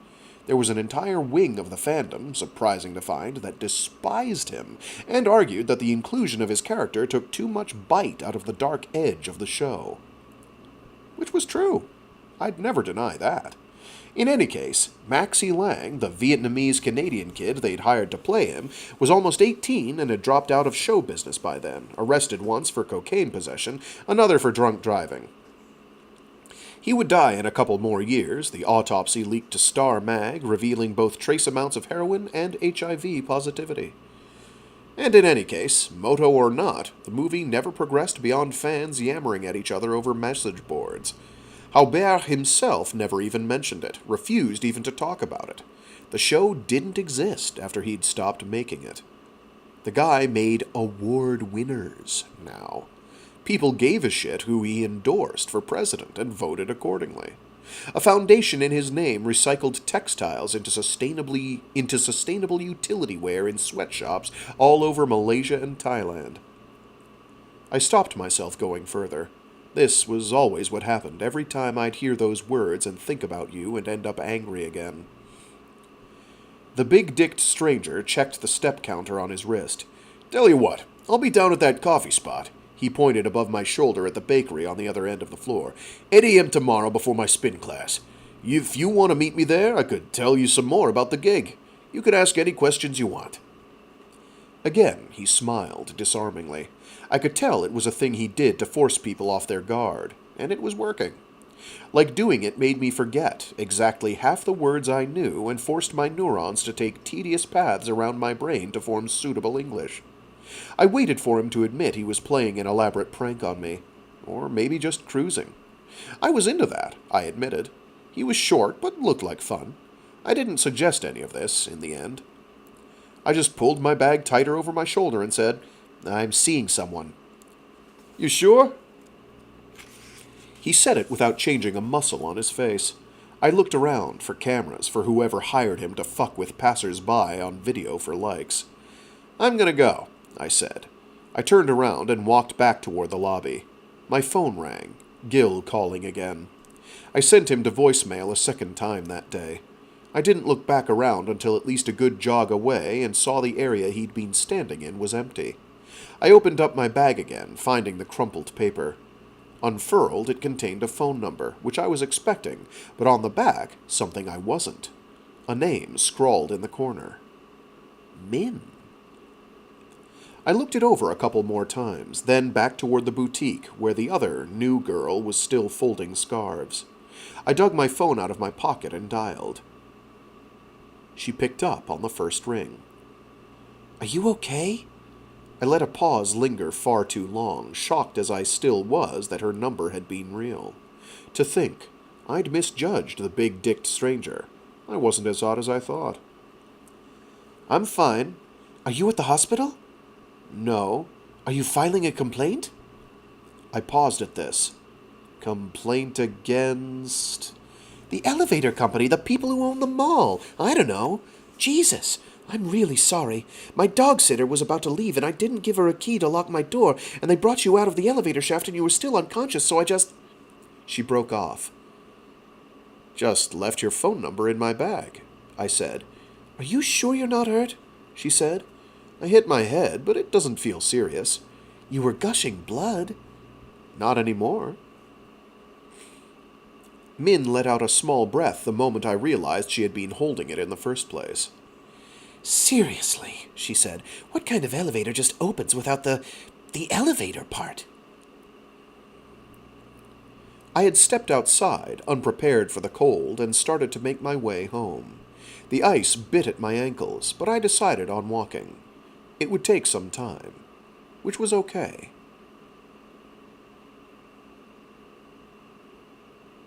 "Do you want to have dinner with me tonight?"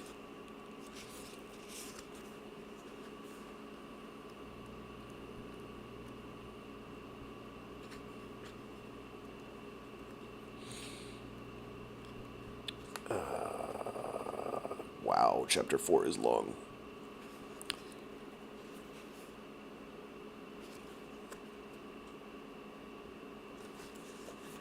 Okay, give me a sec. I was going to call it there, but hell with it. We'll get like a quarter of the way through the book with chapter 4. Probably give us a 3-hour runtime.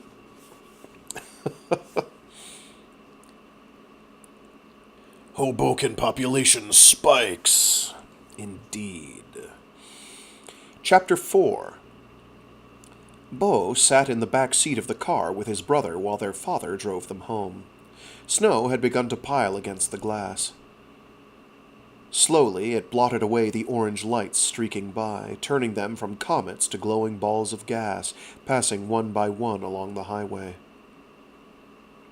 Bo's brother Kaz was making bubbles with his mouth, uninterested. Their father Hal was driving with one hand, pressing his other fist into his brow. They hadn't spoken to each other for at least half an hour. "Did Amma make dinner?" Kaz asked. Hal glanced back at them, as though remembering for the first time that evening that they were there. He drove on another few seconds. "No, Kazzy, I'll make you something when we're home. He spoke Korean to them, something he only used to do in front of their grandparents, adhering to some code, determined to impress their mother's parents with the sight of a white man grasping the language the way that he could. Grilled cheeses! Kaz ordered. To this, Hal said nothing. They turned off the interstate and onto the quiet roads. Banks of snow were piled high on each edge of the road, leaves and dirt mixed in so that they resembled hulking mounds of sludge. Bo let his gaze fall on the space between his feet a couple inches off the floor of the car. He saw his right shoe was missing, and the underside of his white sock had gone black with grime. He looked half-heartedly around the car, hoping to find it, but gave up. Is Amma making dinner soon? The word, like it had the first time, sent a charge through the air. Bo's stomach knotted upon itself, hearing it the second time. He could not see the bottom of Hal's face through the rear-view mirror. The fist he held at the top of the steering wheel was clenched tight. Click. Actually. Jacket Guy never misses a shot, not once. He is given many opportunities, perps that run, perps that jump into cars, perps that fire their guns over their shoulders or through walls and doors. Jacket Guy always nails them. Always. And while the thought does occur that Jacket Guy may not ever miss because Jacket Guy only takes the shots he knows he can't miss, it is not dwelled upon for very long or for very hard. This is, after all, a great way to live.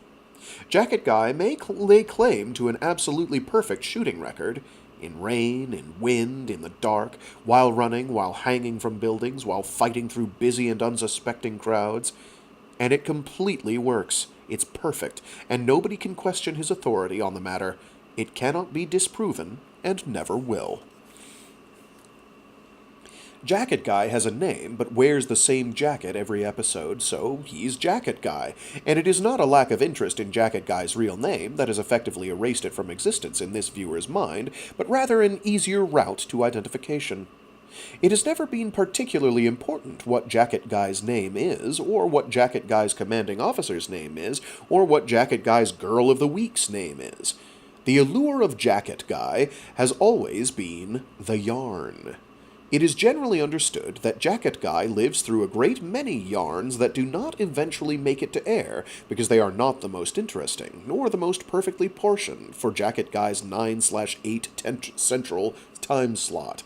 A guess, for sure, but a guess that makes sense in universe and cannot effectively be disproven, much like Jacket Guy's prodigious skill with the state-issue Smith & Wesson Model 39 tucked into his belt at the hip. It is the first thing on screen as Season 2, Episode 2, The Mighty and the Weak, gets rolling.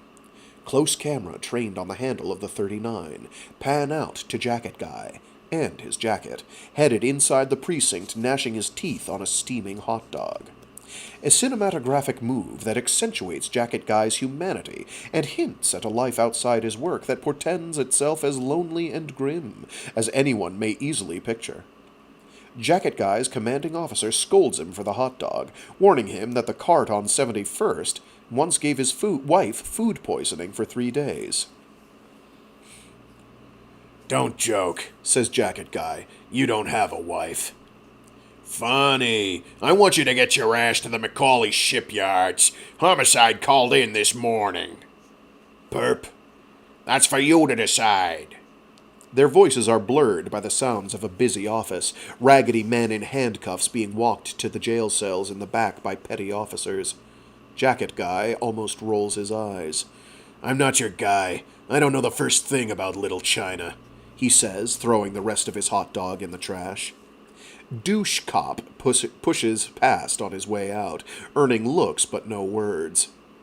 There was reason enough for Douche Cop, a sad, burly guy who towered over Jacket Guy and the rest of the precinct, designed by production and casting crews to be both pathetic and formidable, to be upset. There had always been a notorious unhinged intensity behind his face, underneath his plastic bravado. Jacket Guy had solved his 2-month sting. Yes. Jacket Guy had solved his 2-month sting of the West Antioch gambling ring operating downtown in just a single episode, the Season 2 premiere, Dark Reckoning. You're right about one thing, says Jacket Guy's commanding officer. You are definitely not my guy, but you're all I've got. Ask your questions when you get there. What am I looking at? They turn around and scrutinize a bulletin board stuffed with shipyard photos and grainy shots of 3 people, a woman and 2 men, all Asian. They found a 6-month-old girl still in her baby carrier by the dumpsters on 115th. Hypothermia. Left out all night. Jesus. Parents? Devastated. Windows broken in the baby's bedroom. They're saying botched kidnapping. Dad's some kind of locksmith. New parents. Live in a one-room situation above the store. We haven't gotten through to them so far. They talked to us through the door this morning, pretending the shop's closing. Not much room here for a warrant yet. What makes you think I can get through to them? Jacket Guy's commanding officer gives him a look, and the meaning of this look is partially lost, perhaps by evolving customs of social signaling that do not carry over from the 1980s to the early aughts in which this viewer is watching a rerun on tape. But whatever the look is, or what it entails, Jacket Guy gives a little nod of his head, takes the file from the top of the desk along with the 3 photographs, makes it to the doors at the end of the hall. He stops, looking just slightly over his shoulder. It is not only the solemn quiet of the moment, given that a little girl has been found dead. It is almost as if the whole look of the world around them has shifted, sideways, into an entirely new tone. This is, of course, the episode that changed it all. How cold was it last night? Jacket Guy's commanding officer puts his hands on his hips, formidable and dark. But his shoulders fall. It is apparent that Jacket Guy's commanding officer, himself a tall, imposing man with broad shoulders and graying hair, has, in fact, thought deeply about what he says next. That death, though commonplace in their line of work, has never truly softened its edge on his mind, not in the decades he has been on the force, and never will, no matter how much longer he stays. 9 Fahrenheit. Kid that young, dead in an hour. 2 tops. They pulled into the driveway, over the rough seam in the asphalt that separated them from the street. Bo undid his seatbelt and stepped outside. His shoeless foot made contact with the ice, which felt like needles digging into his skin. Hal was busy with Kaz's booster chair. Bo made himself think of the tree inside, how he had spent a day placing their ornaments all around it. It was placed in a corner of their living room at an angle visible to the road and greeted them every time they came home. It wasn't lit tonight. They hadn't been home all day, not since morning, in which Bo's mother had seen the boys off to school. And despite his exhaustion, the numbness he felt in his limbs as they drove, it was the only thing he was really thinking about. That the corner of the house was as dark as the rest of it, dark as the street and the trees around. They proceeded to the door, Bo stepping carefully over iced-over tire tracks in the snow. The house was a wall of hot air that hit them when they got inside and shook themselves out of their coats. Hal set himself about the place, turning on every last light in the house as though trying to flush it all white with illumination. "Guys, stay in the living room where I can see you," he said over his shoulder, and they did not answer. Jacket Guy enters the rickety lock shop from his car parked outside, shaking snow off his shoes.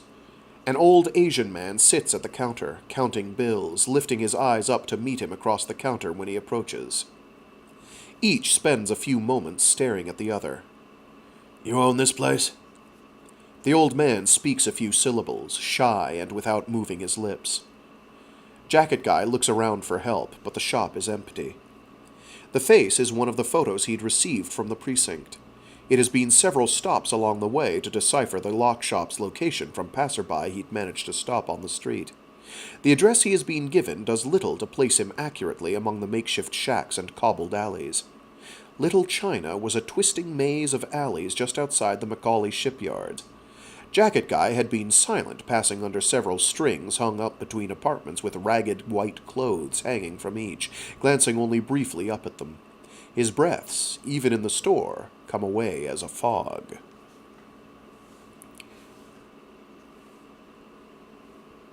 "You want?" says a voice from behind the beaded doorway. The old man turns, pronouncing urgency in chattering, rapid-fire language, but the young man who emerges waves him off. "Your father," Jacket Guy guesses. "What you want?" the young man says. "Close." "I'm not here for locks. I'm trying to find whoever's the owner here. I have some questions about Huiling Tao. I'm looking for her father or her mother." Jacket Guy opens the right side of his jacket, revealing, pinned to the inside, the gold badge, weathered and pockmarked. It is a quick and subtle display of authority that electrifies the room. The young man's face contorts as though pulled in opposite directions by invisible strings. For the first time since Jacket Guy has walked into the lock shop, the air turns thick and dangerous. The old man puts a hand on his son's shoulder, but it is almost beaten away. He retreats behind the beaded curtains and is not heard from again. "You're Huiling's father?" Jacket Guy asks. The young man doesn't answer, bustling angrily around the counter. He fumbles with a mess of keys on a chain around his neck and uses one to open up the register. "Go away!" "I'm not doing that until somebody answers my questions." There is a deafening smack across the counter as the young man brings his hand down hard on the surface. Jacket Guy doesn't react, though the crack of skin on wood has echoed many times over in the dingy space, making the keys hanging around them tingle against each other on their hooks.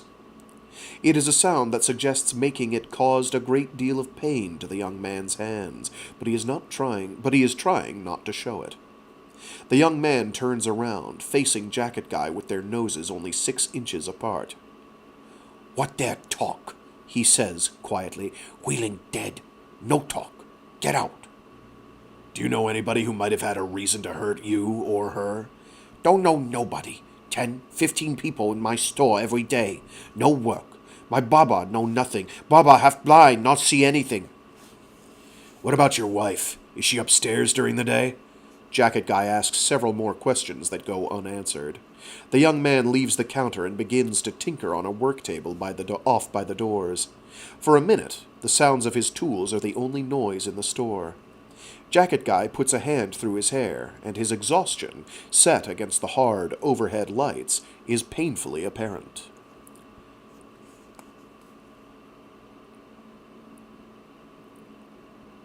"Zhao Long," he says, finally, and the name, unlike the others, appears to stick so much better, as Jacket Guy does not say many names. He says it with such self-assured clarity that the young man's head dips just a centimeter over his tools, hearing it. "I know you don't think anybody can help you," Jacket Guy says, "and maybe nobody can, but I won't find out who did this to your little girl. Maybe I won't find out who did this to your little girl, but I'm who you've got on your case. And if I don't find out what happened to her, they're going to put this file in a drawer and leave it open. And you're never going to know why somebody out there wanted her dead. Trust me, you're not going to want to live with that." Zhao Long raises a screwdriver that is held so tightly in his rugged fist that his knuckles are white around his grip. There is a brief moment, unmistakable in the light, in which he appears to entertain lunging for Jacket Guy with it. The urge is clear on his face from where the camera lingers, in high detail, while Jacket Guy looms in a blur behind him, over his shoulder. But seconds pass, and he puts his screwdriver down and turns his head. "Get out." I'm not hungry anymore," said Kaz, whose jacket had turned inside out and clung to his wrist by the cuff. He swatted it back and forth to get it off. Bo sat on the sofa and peeled off his soaked sock. His toes had gone wrinkly and white, going red only for a moment where he poked them hard with his finger. Kaz took a running leap and landed on a cushion, snatching up the remote. The television was still set to the news channel, which their parents had typically kept on in the mornings up until the boys left the house for school. It was airing the nightly show, and they caught a section about a gang robbery at a Domino's across town. Bo felt his back seize, afraid to see an establishing shot of his school, his picture, even. It was late enough that it might have already made the headlines. It was news enough for their town, he was sure. Kaz watched, enraptured for a moment, then changed the channel. Click. Past a parade of infomercials before settling on Rudolph. Hal made cooking noises in the kitchen, opening and shutting the refrigerator, starting up the stove. Between them stood the tree, still dark. Bo raised his head a little and saw that a red ornament had bent the branch it hung from almost to the floor, and was dangling less than an inch off the ground. On the screen, the abominable snow monster tore open a space between the trees and opened its mouth to roar. Kaz screamed along with it, and the noise made Bo's ears ring long after he'd stopped. Bo conceded to his brother most days when the television remote lay in contention, but he wanted to watch his show. Perhaps Hal might even be convinced to watch an episode if he went to the cupboard and took out the tapes. Kaz had always looked so much more like their father. His hair was brown, his eyes big and wide instead of like their mother's. They heard noises, a banging pot, hissing steam, some bad words. Hal appeared briefly in the doorway, framed by light, and it seemed for a moment that his head had blackened to shadow, and all that remained was his silhouette. Winter was long and dark in their part of the state. Bo had fought all month to stay interested in his classes and had mostly succeeded. Second graders were not allowed reign of the playground to wait for the buses and had to be corralled in an area close to the doors at school, which was where Bo and his brother waited each afternoon for the buses. They had been warned all week that the snowfall had caused road blockages all over town, which had forced the buses onto alternate routes. Bo hated these afternoons the most. He didn't particularly enjoy looking after Kaz, especially not at school where Anna Marie Watkins and her friends could see him. Kaz always wanted to play pretend, demanding he be the abominable snow monster and chase him around the snowbanks. It was something they did at home while outside. Halfway through, they'd tire and start throwing snowballs, after which one would hit Kaz in the face and he would start shrieking until he got something to eat. Kid stuff. Bo couldn't be caught indulging in that sort of thing while the girls watched. It impugned his character. Anna Marie Watkins told him the previous day that her family was taking her to Colorado for winter break to see their aunt, who lived in a wooden house that she said slept 8+ kids comfortably. There was a hot tub, a barbecue, and a Finnish sauna downstairs that she had never been in because she didn't like to sweat. On Christmas Day, they were going to Maui.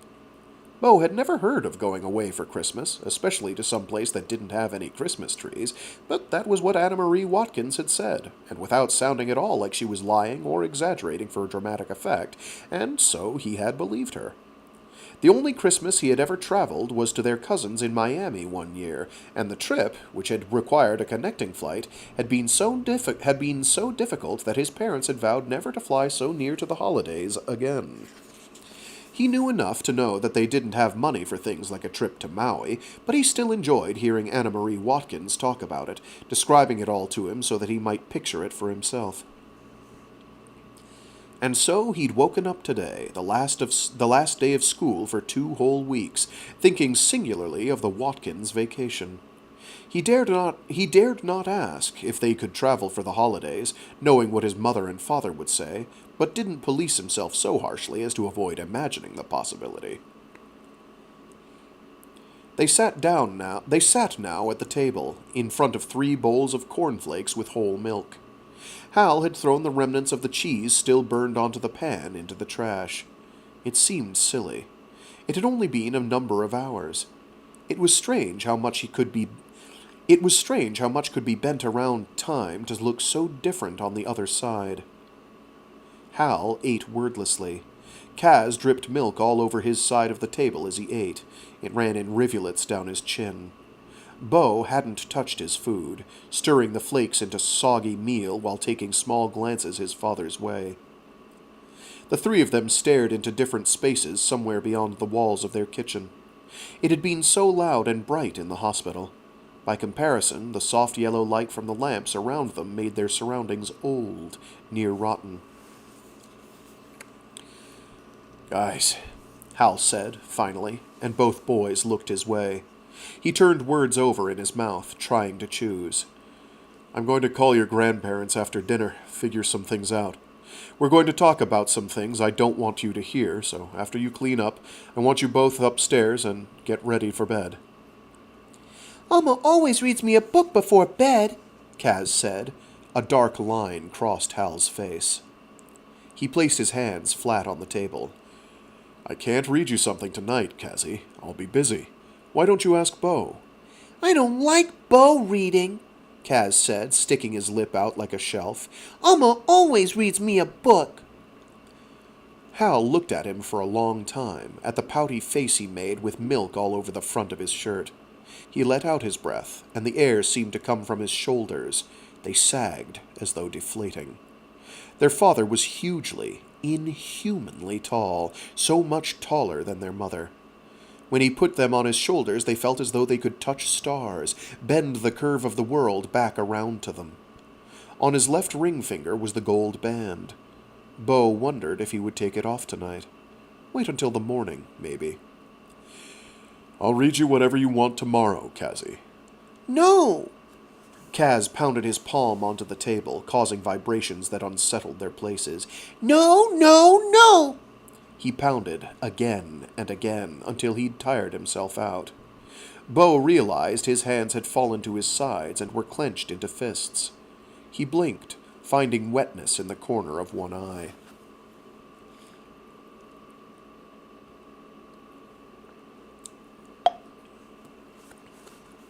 Jacket Guy has found the crowbar used to dismantle the window into the apartment in a dumpster 4 blocks from the lock shop. He spends a great portion of the episode pacing the long alley that leads from the lock shop to the dumpster. He is on a third trek across when he notices a young woman enter from the street. They lock eyes. It is clear from the look on her face that she is Hui Ling's mother, whom Jacket Guy has not been able to find for several days now. He has been back to the Macaulay shipyards each day for the past week, walking the neighborhoods, and has never found her or anybody willing enough to tell him where he could find her. The young woman ducks her head, walking faster as he chases, shouting her name. She has come to the set of steel stairs leading up to their second-floor apartment, locking herself inside the gate before Jacket Guy can reach her. "Please!" he shouts after her, retreating back. "Please! Talk to me!" The young woman has nearly reached the door at the top of the stairs, past the garbage bags taped over the broken window to the right when he puts his hands down, calming himself. "Your daughter deserves justice." The young woman glances at him, and it is the lines carved on her face that fill the screen. They are all Jacket Guy, this viewer, can see.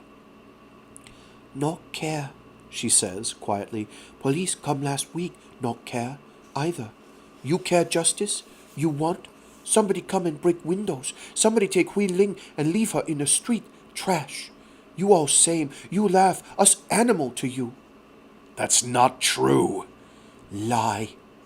The young woman does not cry, gathering herself up, taking several steps down to Jacket Guy. Her eyes are dry, but her face is deathly red. "You cannot help us. We go police, they deport. Husband and I, husband, Baba, all of us. Done. Nothing back home. Home, we die." The young woman leaves him pressed up against the gate and slams the door behind her. Jacket Guy keeps his eyes on the door for a while, curling his fingers around the wrought iron. The staircase is a caged area that climbs up to the roof, chain link on all sides. It is evident to this viewer that he has lost control of his witnesses, that they revile him, that he will never locate their daughter's killer, and it will haunt him for the rest of his life. Jacket Guy is young, a little too young to be in this line of work, and it has never seemed to bother him until now. It is perhaps the first time Jacket Guy has been confronted with a situation to which he perceives no immediate solution. The camera lingers on his face through the bars. He would scream were it allowed, but he is too much of a man for that. He presses his palm to the keyhole lock.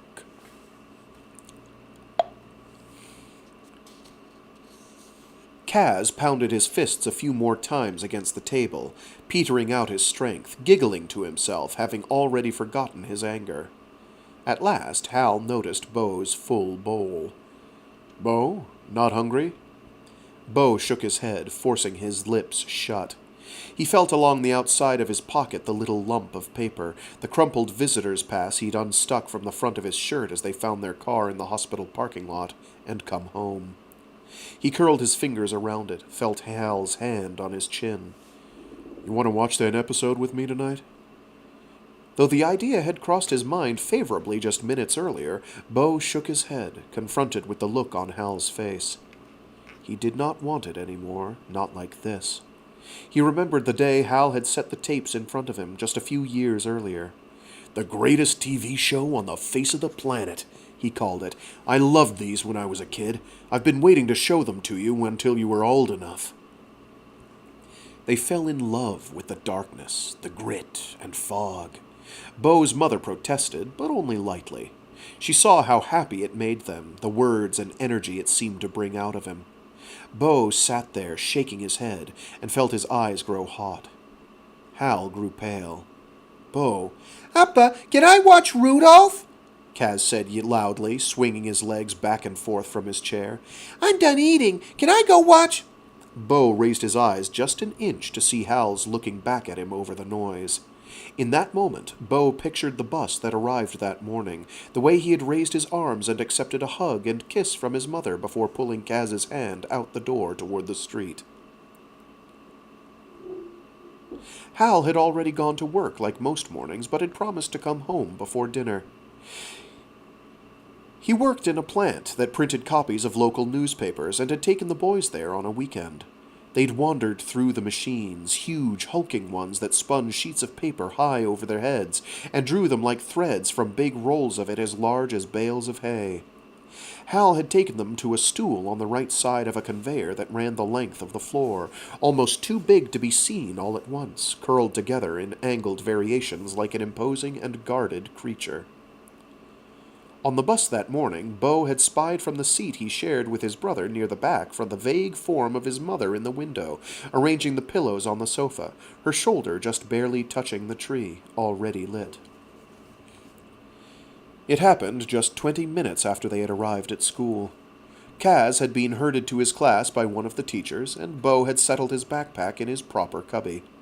He had never heard the voice that came on before, and had only enough time to recognize that they were saying something to the effect of, "Stay inside your classrooms," when Jordan Hinson shrieked from the open window that there were police cars outside. They clamored for the windows and saw it over the shouts of Mrs. Aronson, and a room mom for the hall. A yellow bus parked haphazardly on the curb and a small crowd around the drop-off zone. He didn't recall what was said, or even much of the view himself, as he had been near the back of the crowd and had only gotten a glimpse before Mrs. Aronson had closed the blinds shut and ordered them back to their desks. They protested, especially the boys, and were shouted down. They had never heard Mrs. Aronson's voice get that way before, loud and high. They heard the sound of an ambulance right outside as it pulled around the corner, and several imitated its siren, earning more barks from the front of the room. Another 5 minutes later, their school principal, a bald man who wore thin polo shirts, tucked into khakis every day, appeared at the door. "Bo," he heard. "Bo, honey, you come with me." Had it been Hal who had driven him and Kaz to the hospital? Had he come to the school and found them? Had a parent volunteered? Bo didn't remember. He tried again and again. In that little split second, something kept misfiring.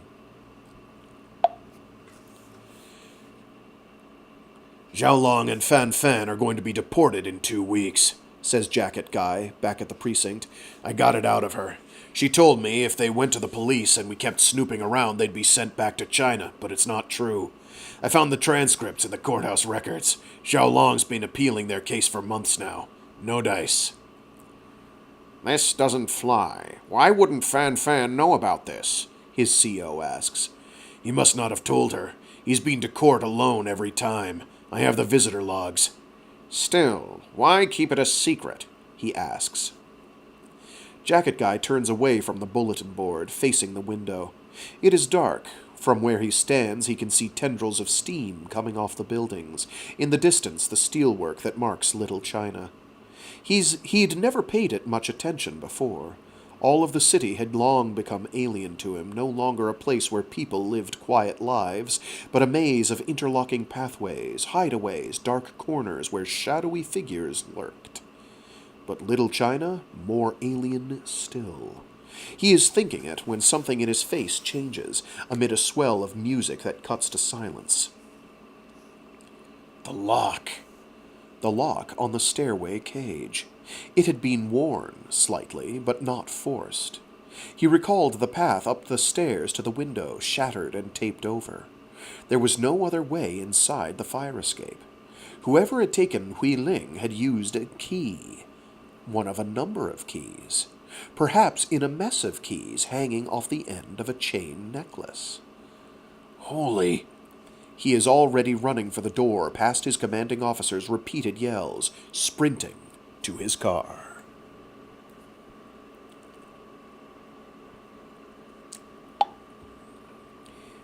Please, Appa, can I watch Rudolph now? Watch it with me. Come on, Appa. And it was true, in the end, that it didn't matter much whether he had been driven to the hospital or ridden along in the ambulance. As many times as he racked his brain, it didn't come. And Bo couldn't help but think it was for the best, or at least what he deserved. Because it had been his fault. His mother wouldn't have come to school to drop off their bagged lunches if he hadn't forgotten them in the first place. Isn't that what he saw in Hal's eyes? What he already knew to be true? He gritted his teeth. Kaz continued his noise-making. Mama always let me watch Rudolph after dinner. Why can't... Shut up! Bo brought his fists down, bracing his shoulders, and rocked the whole table with his weight. Shut up, Kazzy! Shut up! It was over. Hal's hand on Bo's wrist was so tight that it hurt. He felt his pulse throb, shock waves over his body. He had stopped shouting, and he couldn't have gone on even if he'd tried. It was as though the heat had all come out of him and had dissipated, instantly, into the air. He went limp. Kaz had fallen silent. The color had drained from his face. In their silence hung the ends of Bo's words, consonants that pierced them like shards of glass. Kaz began to cry, and it was not his shrieks that they had heard before and grown accustomed to, but darker, deeper noises from his belly. They shook his entire being. What seemed like a minute passed. All they could hear were Kaz's screams. Bo's hands were in front of him. He didn't dare look at his father. His cereal was a yellow soup of oatmeal. His hand found the hand around his head. The hand around his wrist loosened. There was movement as Hal stood up and scooped Kaz into his arms. Let him sob shuddering breaths into the shoulder of his shirt. Kazzy, stop crying. Show me Rudolph. Show me your favorite part, huh? Can you do that? Bo sat alone at the table, in front of their bowls. Hal's, empty. Kaz's, half of it spilled over the table. His. He dug his spoon into the sludge, ravenously hungry, ate until his stomach hurt. Jacket Guy finds him on the edge of the docks, shivering in the cold. The back of his head is visible as he climbs out of his car and sprints to the water, the camera following, jagged and jumpy, above it the ice-cold outline of the city and the vault of the stars. Hal stayed downstairs for what seemed like hours after that. Long after Kaz had fallen asleep on his side of the room, Bo lay there on his back, staring at the ceiling. Certain words he could hear floating up from downstairs were twisting themselves into shapes he thought he could see in the darkness. They had gone up to bed as they'd been told, stood side by side at the sink as they brushed their teeth. Kaz didn't brush if he wasn't made to. They didn't usually say good night, each of them lying there, content to talk in whispers until one of them fell asleep and the other followed soon after. Kaz had calmed down after about a half hour, but still hadn't said anything to Bo. They went to their beds this same way, and Kaz, after much tossing and turning, had finally dozed off and was breathing loudly with his mouth open. Bo didn't know what he was waiting for. Maybe for Hal to turn off the lights downstairs. He could see out his window the flood of yellow from the living room on the snowy yard that meant the lights were still on. As soon as he looked, they shut off, throwing the snowscape outside into darkness. Zhao Long! Jacket Guy comes to a stop 20 feet from him. Zhao Long turns his head, and his face is streaked with tears, though they are half-dried, leftover tears. The certainty in his eyes is chilling. Jacket Guy takes another step forward, and Zhao Long dangles a foot off the dock. Don't do this! Zhao Long gives a short little laugh. The tips of his fingers are blue. Good man, so far. Lock shop, apartment, Baba comfortable, enough eat. I do my work. You left her out in the cold. You killed her, Zhao Long. Zhao Long opens his mouth and gives an anguished roar that pierces the dark. His face is sickly white, a mask of hate. Too weak we go back to China. We no home, we no family. We starve. We die months and months, keep dying. Fan no more milk for baby. She watch Hui Ling dry up every day, lose weight. What I do, strong. Nobody could. What I do. There was a way out of this. You didn't have to. Zhao Long turns fully to show Jacket Guy the screwdriver still in his hand. Think, Zhao Long. You still have a wife, a father. You need to think about them. I save, Zhao Long whispers. His lungs are scarred by the cold. He can barely get the words out. I save. Daughter dead, Zhao Long says, and it is quick enough for the cadence to match the way he has picked up Jacket Guy's words, how it echoes around his head. Hui Ling dead, either way. We can help you appeal your case. We can get you a lawyer. Daughter dead, Zhao Long says again, either way. He is standing at the very end of the dock where the frozen water froths below them. He turns the screwdriver in his hand, every muscle in his chest bulged and tense. Stop me? He asks, gritting his teeth. I'm trying to help you. Zhao Long steps forward, making a sudden arc of his arm toward the sky with his makeshift weapon. Within a half-second, Jacket Guy has already pulled his Model 39, aiming it silently at Zhao Long's chest. A man faces death or death, and the choice is both impossible and inevitable. We're not going there. Zhao Long is not breathing so hard anymore. He raises the screwdriver like a baton, pointing it at Jacket Guy's face. You stop me? Even in the whispering cold, he looks rather comfortable. Several seconds of silence play out over a low, brooding simmer of background music. The viewer can see it coming, can already hear it playing on Jacket Guy's lips. Give me a reason, man. Just one.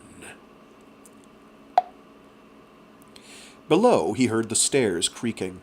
Hal making his way to the second-floor landing, then to the first door on the left. Bo closed his eyes as the bedroom door opened an inch, slowly. For a few seconds, he heard nothing. I know you're awake. Bo kept his eyes closed, turning his head just a little farther into his pillow. I'm sorry. Hal slipped fully into the room, rounding the corner of Bo's bed. He sat. Bo felt the warm weight of his hand on his leg. I know you are. I'm sorry, too. Bo allowed himself another moment in the spot he'd warmed against the sheets with his body heat, then sat up. In the dark, they could really only make out little silhouettes of each other, some moonlight dancing off the top of Hal's hair when he turned his head. I know today was hard, Hal said. You have so many reasons to be scared and angry. It had been in the hallway just outside the second-grade classroom, hadn't it? The moment in which Bo was told that his mother had gotten into an accident on the street? Or had it been in the lobby of the hospital, where Hal had sat them both on each knee and told them Uma was very hurt and wasn't awake right now, that they were going to have to wait here for the doctors to tell them what was going on? It was not the moment itself, this much seemed clear to Bo, but the change in the world around them, the way it grew so large and fearsome. Two realities, one in which their mother had remembered the 2 brown bags sitting on the counter and passed them to Bo as they left for the bus, or perhaps just one in which Bo hadn't forgotten in the first place. And another, a new one they lived in now, in which an old man in a white coat had met them in a lobby, with families and other doctors and nurses milling around, and let them know that their mother had died 15 minutes ago, without ever waking up after the moment in which she had lost consciousness on the side of the parking lot, 50 feet from Bo's classroom. Hal's hand moved in little circles on Bo's leg. They paused when Kaz made an impatient groan, turning over in his bed. You're going to have to be brave, Bo. Okay? I need that from you. Your brother needs time to figure this out, same as us. We're all going to process this in different ways. You know what process means? Yes. Yeah. Hal rubbed his eyes. He must have been exhausted. Bo hadn't even asked what had happened at his work, if he'd gotten in trouble for leaving the floor. Would they go back to school? Bo remembered he had homework. He'd asked Jordan Hinson to fax him a worksheet he'd forgotten once already. He didn't like to ask favors. He was going to be in trouble. And yet there was a moment in the hospital, and it was all Bo could picture when he looked at his father, that seconds-long slice of time in which nobody else existed, when their eyes met, and the doctor had explained how sorry he was, and that she had gone very peacefully and without pain. He saw all of time stretched out in that moment, could see it the way Hal saw it, all their lives stretching out beyond now, all without her. Allowed himself to see it for just a moment before Kaz pulled on his hand and asked what was going on. None of them had cried. That had been the strangest thing about it, that in all their time left in the lobby, after they went downstairs and were given a little baggie with a watch and a golden wedding band inside, not a single one of them cried, and still hadn't, not about her. It was that which he looked for, trying to reach out with his vision to make sense of the black blot in front of him, his father's face in the darkness. Something, permission, maybe. An allowance to feel what he was trying not to feel. He had no mother.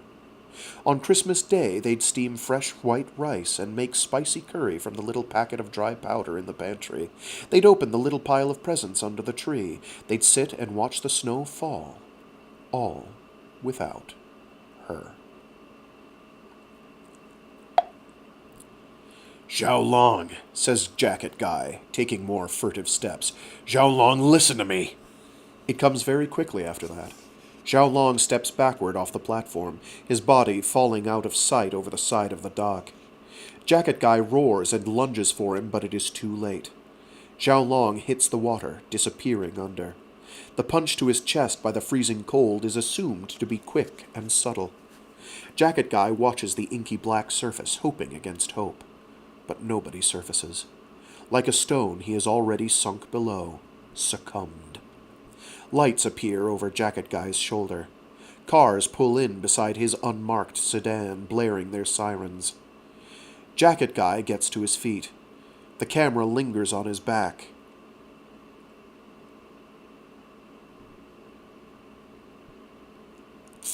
The camera lingers on his back as he shakes the cold from his limbs, casts one last glance over the icy water, and heads for the headlights. Credits roll against his back. And it is not just the heavy shadows and swelling music just before cut to black that always fill this viewer's eyes with tears, but a darkness that takes on new meaning and will continue to do so for the rest of his life upon watching this episode. Because it is the last episode this viewer watched before his mother was killed and his family had broken. For years he cannot bear to see it again, will not picture the fiery whiteness of Zhao Long's face flecked with snow and slush on the docks without thinking of the day it happened. And it will be observed in the months afterward, in the years to follow, that Jacket Guy is not only ionized pixels on a glass screen, but an extension of this viewer's courage, or rather, the courage he wishes he had. Courage to speak, to keep living, to ask his father for a hug, for permission to cry that night in his bed, while his brother sleeps, unaware his mother lies cold in a fridge downtown, for one last night in which they might pretend none of it has happened at all, that they could take their dinners to the couch, slide the right tape into the player just under the television, take up the remote, press play with a click. But Hal only leaned close and kissed Bo on the forehead, gone a second later. "Good night. I love you," was all he said. Bo felt the mattress under them shift again as his father lifted himself off it and made his way to the bedroom door, shutting it behind him. Bo lay back down against his pillow, straining to hear more, and gave up. He didn't want to sleep. Inside, his chest buzzed, vibrations that reached the tips of his fingers and toes. It was so dark that it made no difference if he closed his eyes. He thought maybe he could exist like this forever. He thought of the snow, the way it gathered in clumps on the car windows as they drove home without her. Then his ears pricked when he heard the floor creak in the hallway. He sat up again, wondering, but the door didn't open again. The house made its noises, small whispers as wind passed around the walls, and the heater clattered to life in the crawlspace. But nothing more. He sat up, waiting, and found he couldn't distinguish the howl of the wind from his little breaths. And that is where we will call it for today. So yeah, things get pretty grim in a hurry. So a core theme of this book is trauma, as you've probably guessed. It is that. Okay, here we go. Just flipping ahead to where we'll leave off next time. So yeah, that is the opening salvo of FLUX by Jinwoo Chong. And it is a doozy.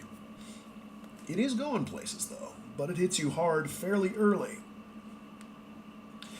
Yes, Frag, you could have picked this for a Christmas book, but, I don't know, it fit too well between Cyteen and Regenesis because of FLUX, the title. So we had to do that. Anyway, I will leave it at that. Let me see. I think I do know when will be available for next week. Let me find out, and I'll get it posted where appropriate.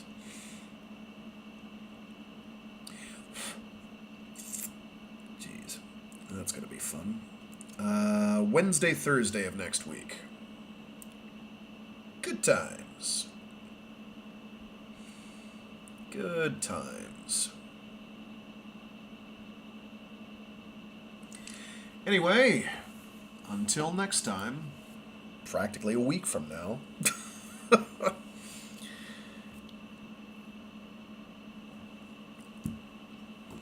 Stay safe, stay sane, be decent to each other. I will see you all anon. Toodaloo.